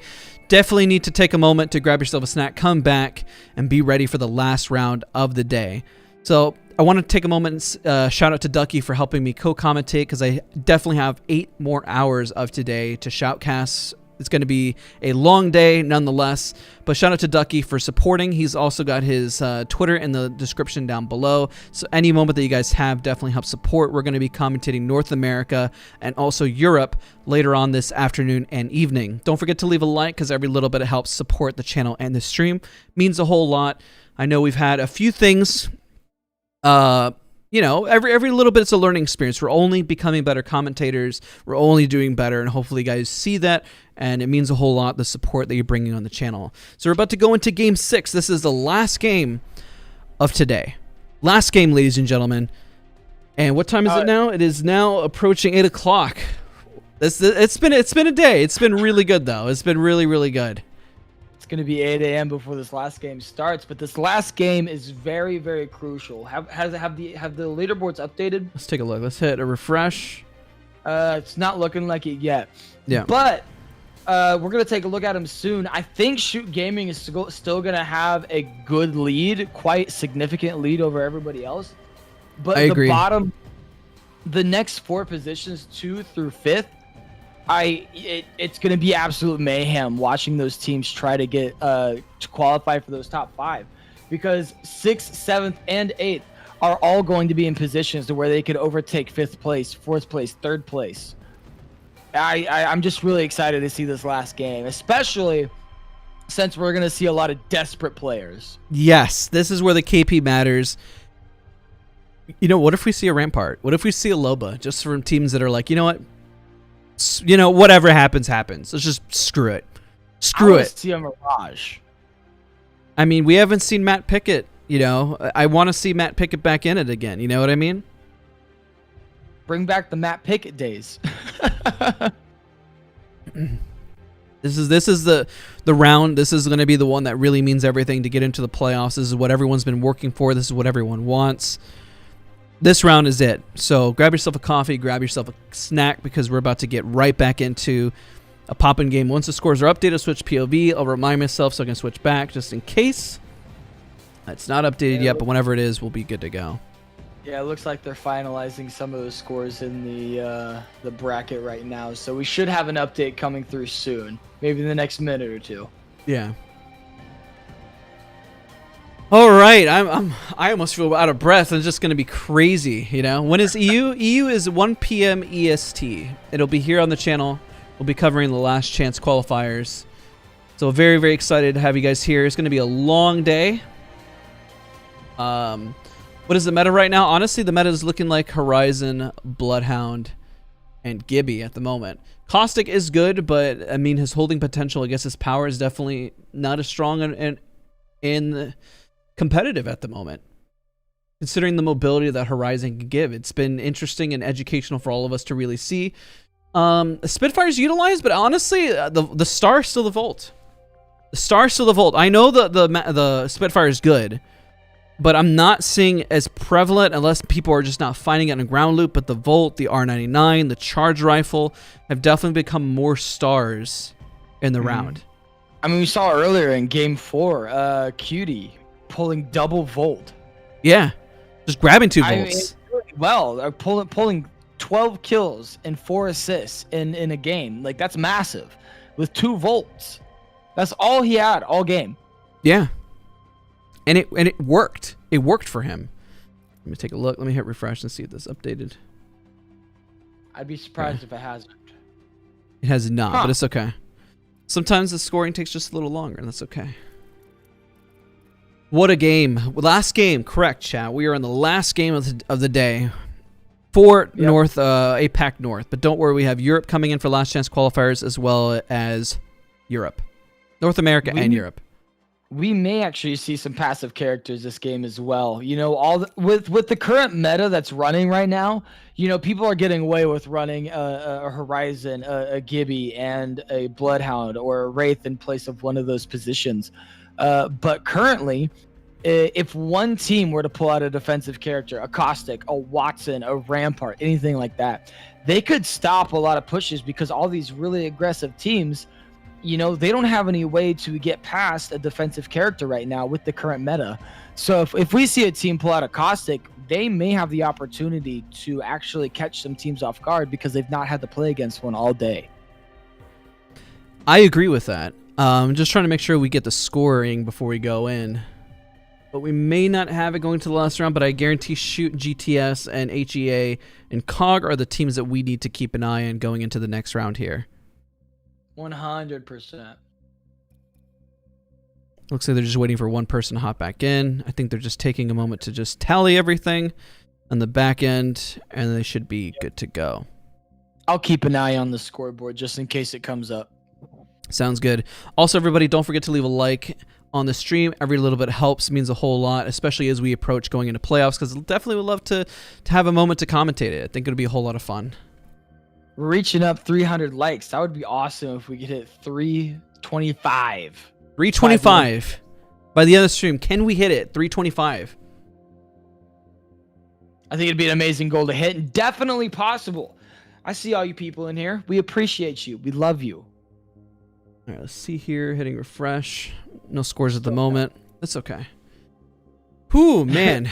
I'm generally curious. A lot more teams this time around. I mean, we've seen previous games, like a lot of the kills and a lot of the damage were like focused on, you know, 5, 6, 7 teams, but the kills were really spread out across all teams that time. I mean, there's really no definite winner of who had the most amount of kills because it was pretty even across the board for most teams that round. It was really hard, especially whenever it became chaotic, and I mentioned it felt like a TDM round. I mean, everyone just kind of jumped on top of each other, and it was just utter chaos while they were trying to find their footing, trying to find their positioning, and just trying to survive as long as possible before the zone just started eating people alive. I'm going to go ahead and check the scoreboard right now. We got people asking about top 5. Yeah, definitely. I mean, currently the top 5 is still from Game 4. Unfortunately, has not been updated. So Shoot first place 64, GTS second 42, HE third place 37, Ice Cream 32 points fourth place, and COG fifth place with 31. We're most likely going to see HE get kicked out of the top 5 here soon. I can't remember if COG did well that game or not. Do you think they're going to be pushed down or pushed up? I believe COG, didn't they take that last round? I know it was chaotic. We'll see once it was chaotic. I couldn't remember if it was COG or Ace. I think it was COG Connect Gaming, I believe. We'll take a look once the scores are updated, and we'll kind of go from there. If not, then we know what to kind of look for and take a look at going into the next round. I mean, it's pretty definite the teams that are really, really spiking, you know? Yeah, I mean, there's a lot of Oh, potential. we're starting. We're going in. We're going in, baby. This is it. Game 6. Game 6, ladies and gentlemen. Updated, but I'll. Oh, they updated? Okay. Well, real They're quick. not. Oh, they did not. Okay. No worries. So I'll keep an eye on it. All right. That we get it almost immediately, though. Before I know the next game. Really curious if SBI continue with their path so well last game. I saw it right there. 5P last game. You're cutting in a little bit in and out. It could be on my end. Am I coming in a little laggy for you? No. Okay. I think the server just had a hiccup, or I'm not really sure. But nonetheless, we're good to go. Let's see how they change it up. I think that's the last thing I heard you say. I am showcasing the screen. I was trying to check out SBI because I thought they only had 4 to 5 kills, but they had 7 last game. So, yeah, though, the Pathfinder was really working for them. Now, let's see who goes full YOLO strat going into Game 6. Full YOLO strat. I'm curious if anyone is going to. Are we going to be able to see a live update, or are we going to have to wait until the server starts? Once the server starts, everyone's selecting their characters and legends right now, which is why we're at the screen. But once it switches over, we'll see it. There it is. I don't think I see anybody. Wow. It looks like... Oh, wait, no. Team 20, Team 20. There we go. There's the Octane Revenant. Octane Rev and the Bloodhound. It's happening. I'm so excited to see that. VWV. Let's see where they're landing. It happened, ladies and gentlemen. We saw it happen for the first time in Last Chance qualifiers, seeing a Revenant Octane actually occur. The comp everyone fears in ranked has finally surfaced. And is it going to be enough? Is it going to be enough, though?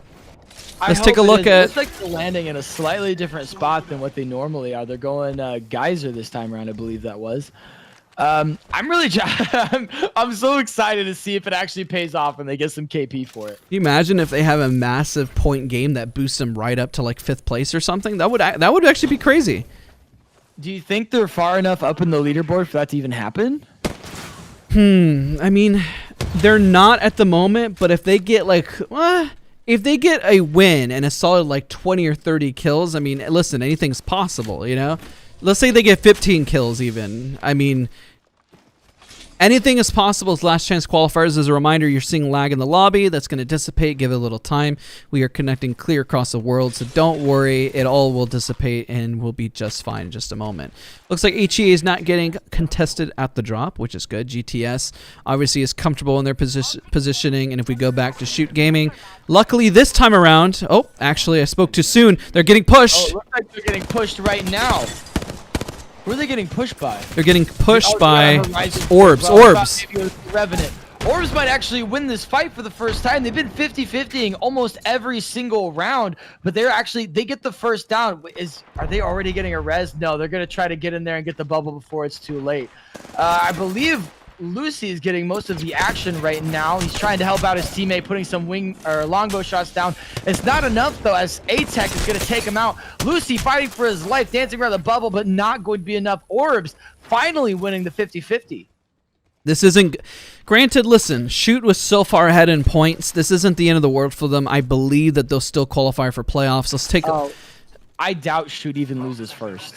No, it's... Unless GTS manages to clutch out a massive point game, there's the potential that they can still hold first place. This is going to be pretty close, though. This is going to be pretty close, ladies and gentlemen. I don't think Shoot is going to lose their playoff positioning. That's definitely frustrating that they kept getting 50-50'd, but I guess it is what it is. You know, that's just what happens in Apex Legends. You know, you fight for a spot, you have to claim it. HE actually living past not being the first team dead. Let's see what they can actually do now that they make it out of Capital City or Fragment East, Fragment West. Hopefully they can actually manage to get some KP this round. They desperately need it. The leaderboards have not yet updated, but I'm decently sure that they've been pushed out of 5th place. Yeah, they're pretty close from what they were seeing before at 37, and they got knocked out really early, so they need a good game here to really play it out. No other teams are really fighting. We have COG Ace taking the north side at the moment, just rotating. And they're getting picked on from the team at Trials, which is FVS. Just getting some pick shots. Charge rifle up there as well. I don't know if he has a sight on that because he's only doing like tap damage. Yeah, it's just giving him a little love tap. I'm sure it's annoying though. I mean, that's a cell that he once had, now gone. So Exactly. Everyone's rotating into thermal station at the moment, as you can tell. it Everyone's looks like we may have a fight running into thermal actually. USGC.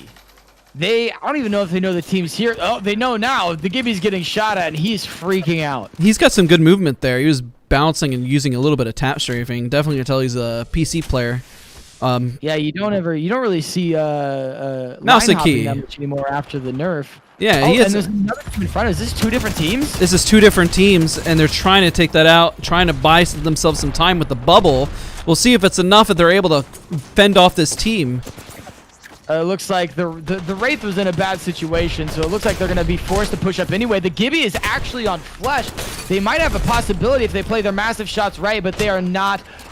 They're not bubble hopping correctly. USGC going to be taken out early. 19th place. R2G is just going to try to get out of there, but they get punished for taking an early fight. The third parties are running rampant this time around. As you can see, everybody's trying to get their way into the fight. Everybody's trying to get their taste of the action.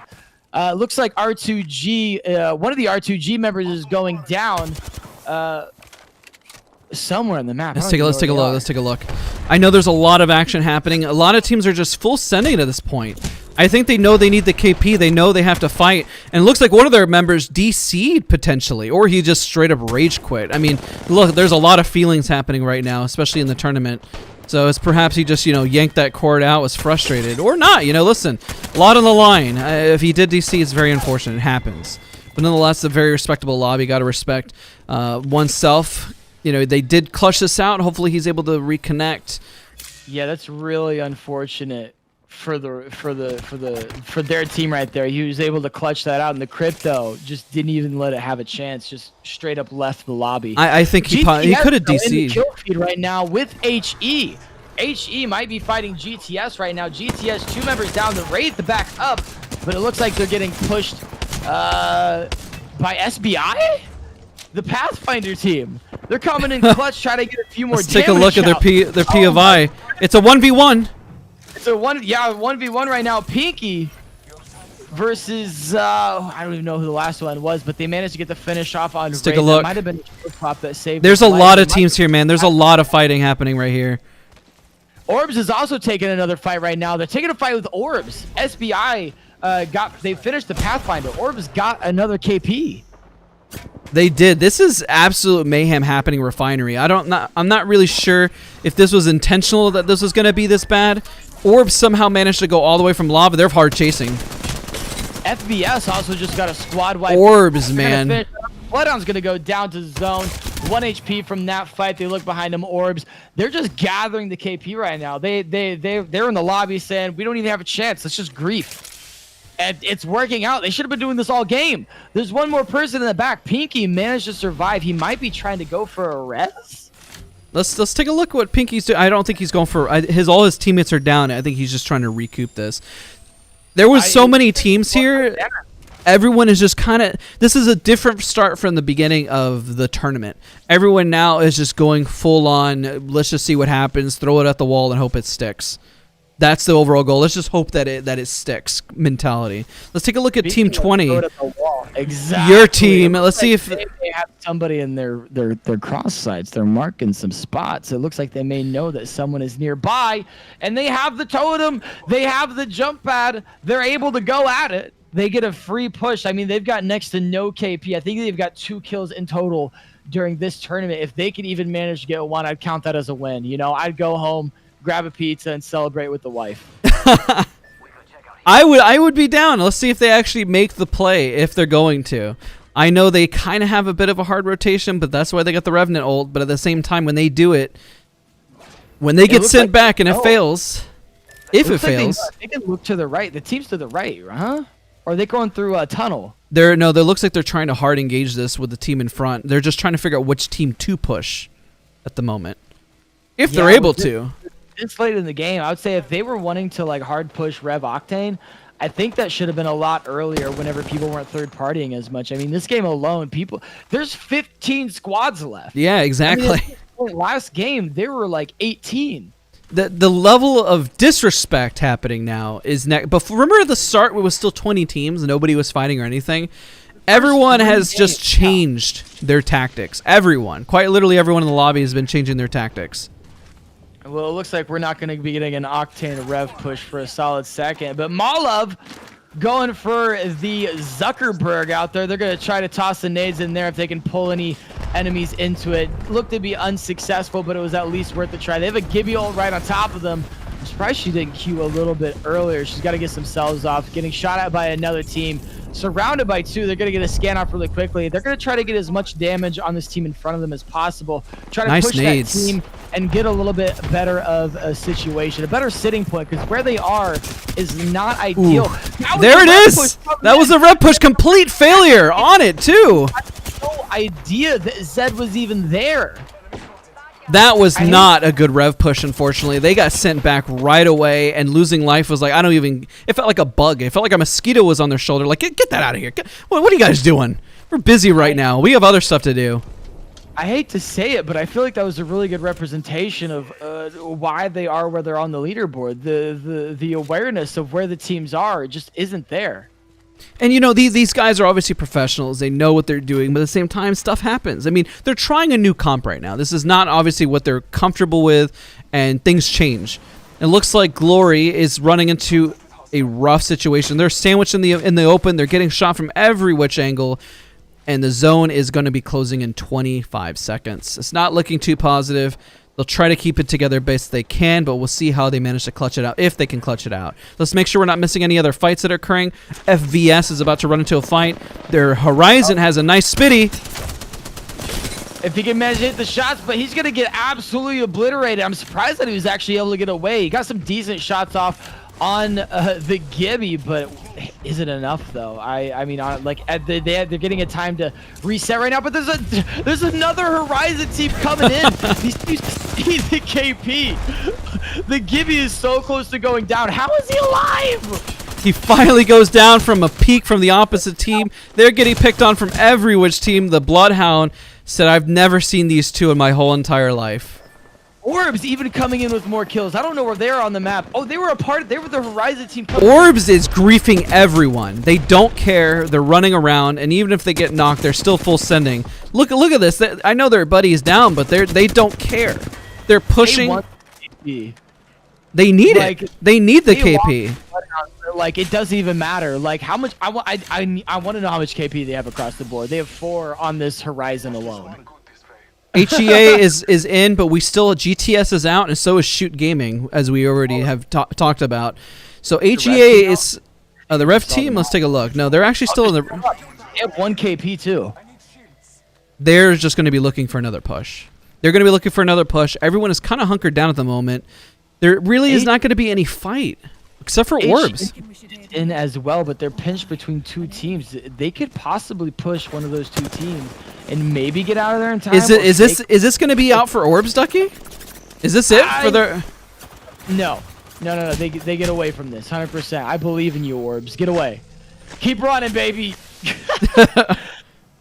Unfortunately, Orbs, they had a really good run for a little bit. They managed to grab the banner of their Bloodhound. If they can manage to stay alive and run away, like they're not going to get top 5, but they're definitely going to push their way up the leaderboard a little bit. Exactly. Which I'm excited for. You know, I just like the name Orbs. It's been fun to say.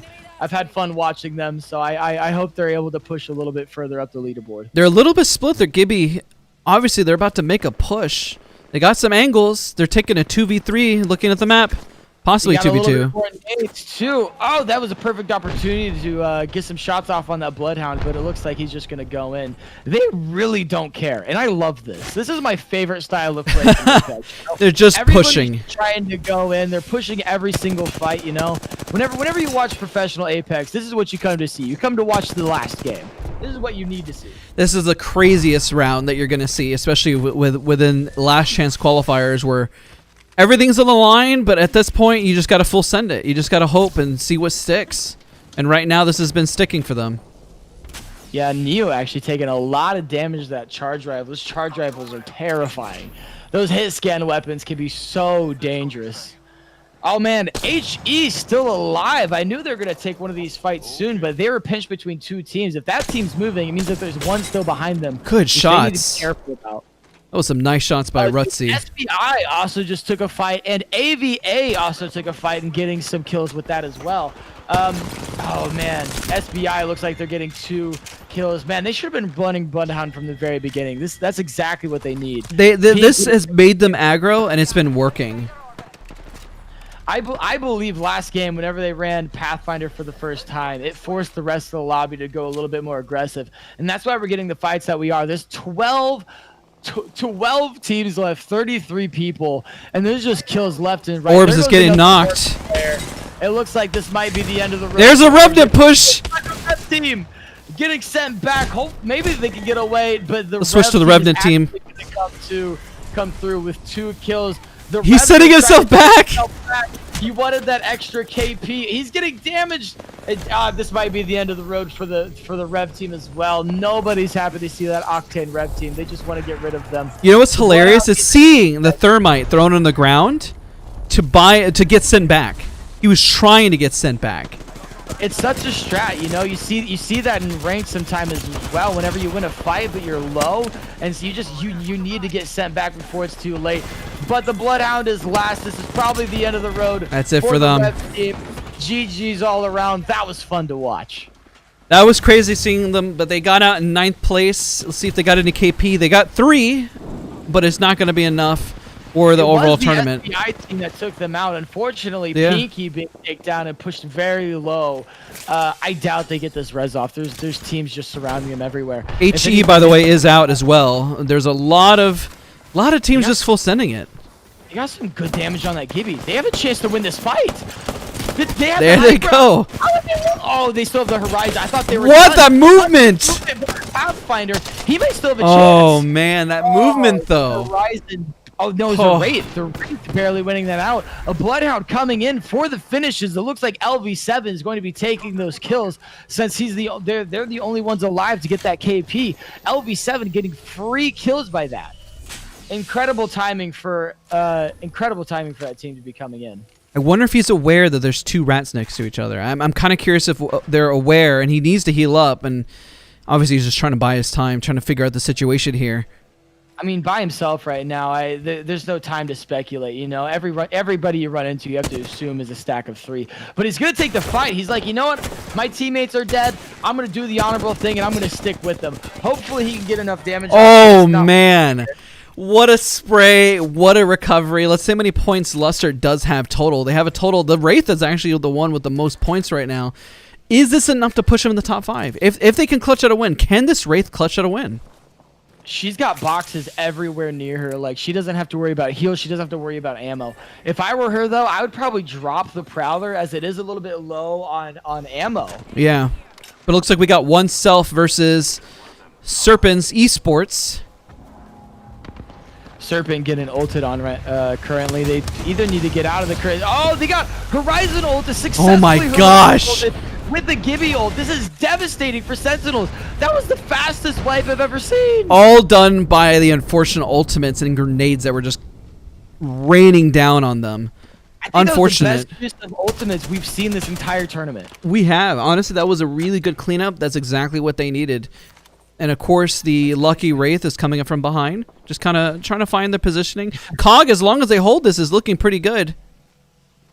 Yeah, they might be able to hold that position for a little bit. Knowing that there's only 4 squads right now, everybody is third-partying. Nobody wants to be that team to take the first shots. I mean, unless you're this team right here that is off, they're continuously looking for KP. They need the KP. I don't know if they're close to getting in top 5 or not. I don't think they are, but they are trying to grief people from getting there. This is going to be really tough for the teams. It's going to be hard angles. It's going to be a very difficult situation to see who manages to clutch this out. We got Ice Cream. We have Luster, Cog Ace, and one Self. Ice Cream trying to get some solid shots with the flatline. Oh, go ahead. Ice Cream just having one of the better games that they've had so far today. I don't know if it's the best one they've had, but they're doing better. They made it further into it. I don't even know if they have any KP, but on the surviving aspect, they're doing well. Yeah, unfortunately, they don't have any KP, but at least this is going to give them some solid points to boost up if they manage to get some fights here. Mastu had a perfect opportunity to get a charge rifle kill on that Wraith that was kind of ratting, but continue to not shoot at the Wraith for some reason. And try to take a little off angle there, just try to find positioning. We're keeping it on Ice Cream right now because they're literally center of zone. So I was kind of curious who is going to push in first. We got a good old standoff happening. Liquipedia has still not updated the score for last game. It's okay. It's it's been an intense round. Perhaps they're just catching up. I mean, it's been nonstop. They're enjoying the show, baby. They're enjoying the show. I would be as well. Ooh, 81 on a charge, 63. Those are some amazing charge rifle shots. Did they not break the shield? He definitely did. You know, Matsu actually had a pretty solid round at the start, now that I think about it. Because Matsu with a charge rifle has been very consistent. It's just a matter of making sure his squad can get into better placement. I think that's the issue that they've been looking for.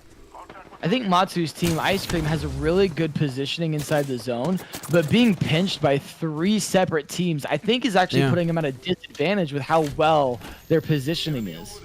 You know, they've been kind of getting screwed over all game, but two teams are taking a fight over there. The Crypto ult coming in along with the Gibby ult. I think it got rid of the Dome Shield as well. The Gibby going to be taken down soon by his own ultimate, I believe. And it looks like, it doesn't look like this team's going to be making it much further. They're trying to hold on for dear life. Try to hold off as much as they can. Horizon's going to peek off. I think she has a better chance of just sitting in one position and trying to go in for a third party.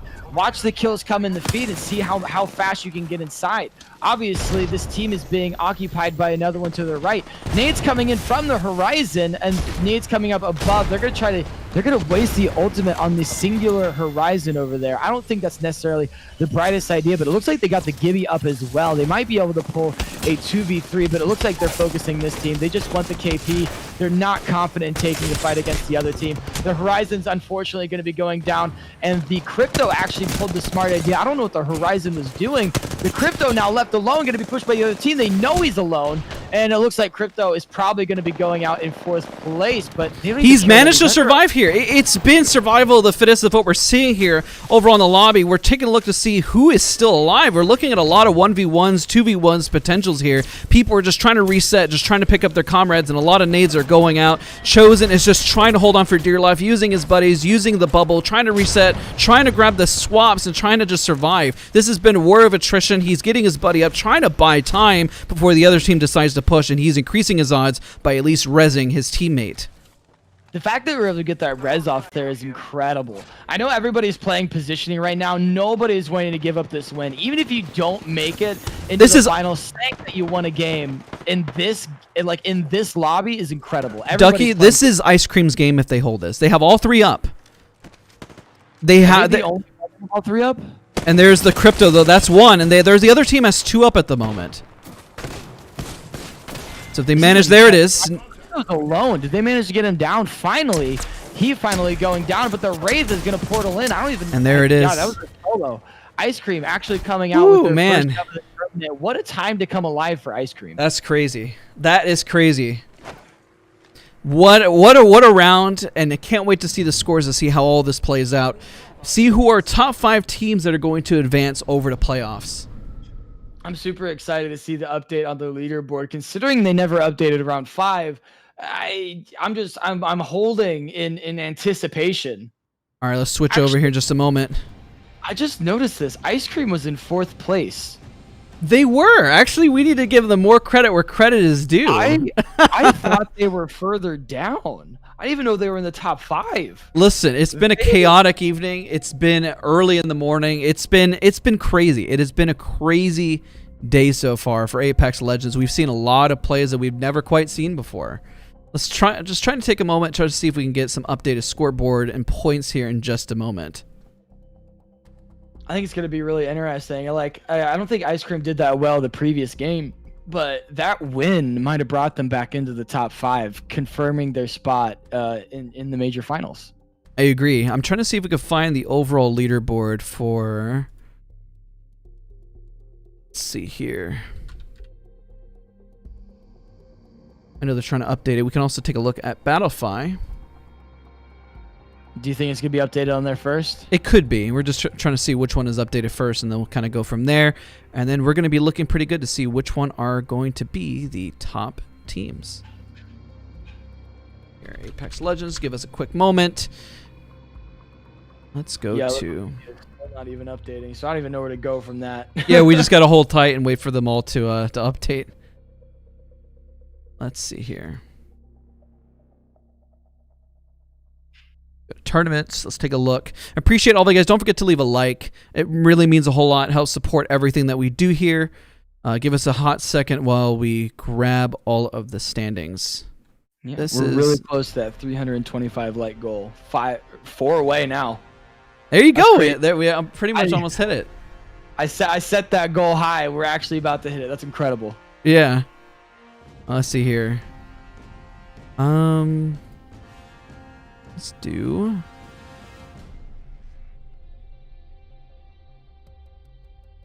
Okay, this looks like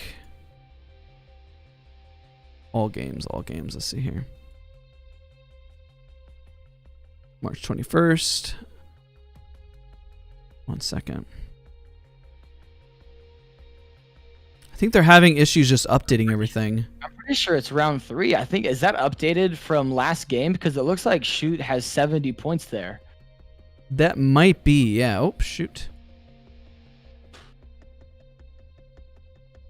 I think they're trying to update it. I'm decently sure Shoot has confirmed. I think they have 70 points to end with, but I think they're confirmed first place. I believe so as well. I'm just trying to get up to the. And it looked like Ice Cream had continued to maintain third place, and that might have shot them up into second as well. Yeah. This is round 3. Yeah, Connect Gaming 55 points, Ice Cream with 51. Yeah, this looks like it. I don't know what place Connect went out. But that actually might be the complete updated. I think Ice Cream might have actually solidified a third place. I believe so. That makes sense based on the overall scores. I know we're just kind of waiting for because it says best placement first. So I think that's it. I believe so. Let me see if I can share that on the screen for everybody to see. Because this looks like the most up to date. It looks like it was updated at 8:28. So it looks like it just updated. Let me switch screens and let me share that for everybody. It literally just updated. That's awesome. All right, let me switch screens here. Obviously, always trying to chase, make sure we're getting the most up-to-date score. Let's see here. Let's go to. Let me pick the one that I'm looking for Battlefy.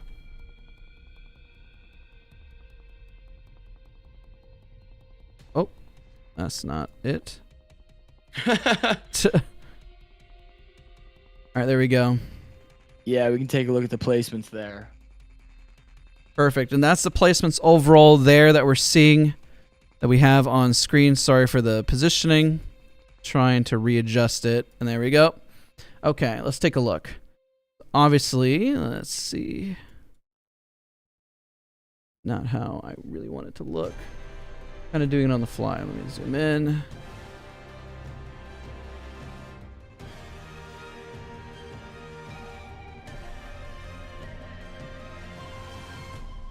All right, we'll just have to make that work on the right there.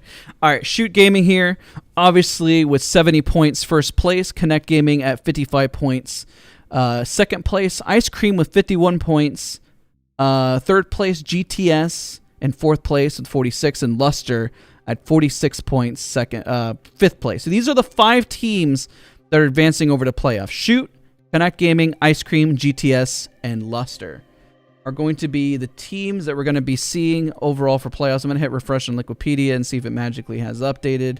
They got round 5. And I believe, yeah, the scores that we're looking at for the top 5 are the ones, because Liquipedia is just updating. It's just a little bit tad slower right behind, but it is getting there and updating. But this is our standings. I apologize for the little bit of the way the screen looks, but nonetheless, I want to say thank you guys so much for watching. It really, really means a whole lot. Guys, everything keeps replaying. You know that, right? Everything keeps replaying. I'm not sure what that means, but nonetheless. But yeah, Shoot. I mean, they really secured it. Still first place overall. Connect Gaming, second place. Ice Cream, third place. GTS, fourth place. And Luster in fifth. So we're looking at... Did you see who got 6th? Let's take a look at 6th. Oh, Hybrid man. Eclipse, HE. Oh, they man. They came in 6th place by man. 3 points. If one of those games they won that 50-50 against that team, they would be going to the finals. But unfortunately, 2 games in a row, it was just unlucky. It really was. Ducky. It really was an unlucky round. I mean, that Horizon, I mean, Annie played out of her mind that first round. So just unfortunate, but nonetheless, I mean, exciting to see, knowing that anything can happen. Anything can happen, you know? But yeah, there were some crazy games. I mean, from game 1 all the way to game 6. Game 6 was by far the most entertaining. We got the most action from start to finish. Everybody was aggressive, and I'm hoping that we can continue to see games like that, because I think that's the most entertaining aspect of competitive Apex, is when everybody's on their A game and everybody's trying to disrespect. Agreed. All right, ladies and gentlemen, we're about to head out. I want to thank you guys all so much for watching and being a part. Really, really appreciate it. And I will see you guys all next time. Congratulations to Shoot, Connect Gaming, Ice Cream, GTS, and Luster. Massive games. Everyone should be proud of their overall performance of how they did. Shout out to Unlucky Ducky for being a part, for hosting, for helping me commentate, help alleviate some of the pressure off, because obviously we got North America and Europe coming in just a bit later. So again, ladies and gentlemen, I will see you guys all in a bit. Ducky, let me just sound off things in about 5 minutes, and then we'll chat in just a moment, all right? Sounds good. Thanks for having me on, man. Again, for everybody that's in the chat right now, in the description is a link to my Twitter if you do want to check that out, and then all my socials should be on my Twitter. It was fun having me. It was fun to be here. I hope we get to do it again sometime. All right, guys. We'll talk to you guys all soon. Thank you guys so much for watching, and yeah, we'll see you guys later on today. Bye, everybody.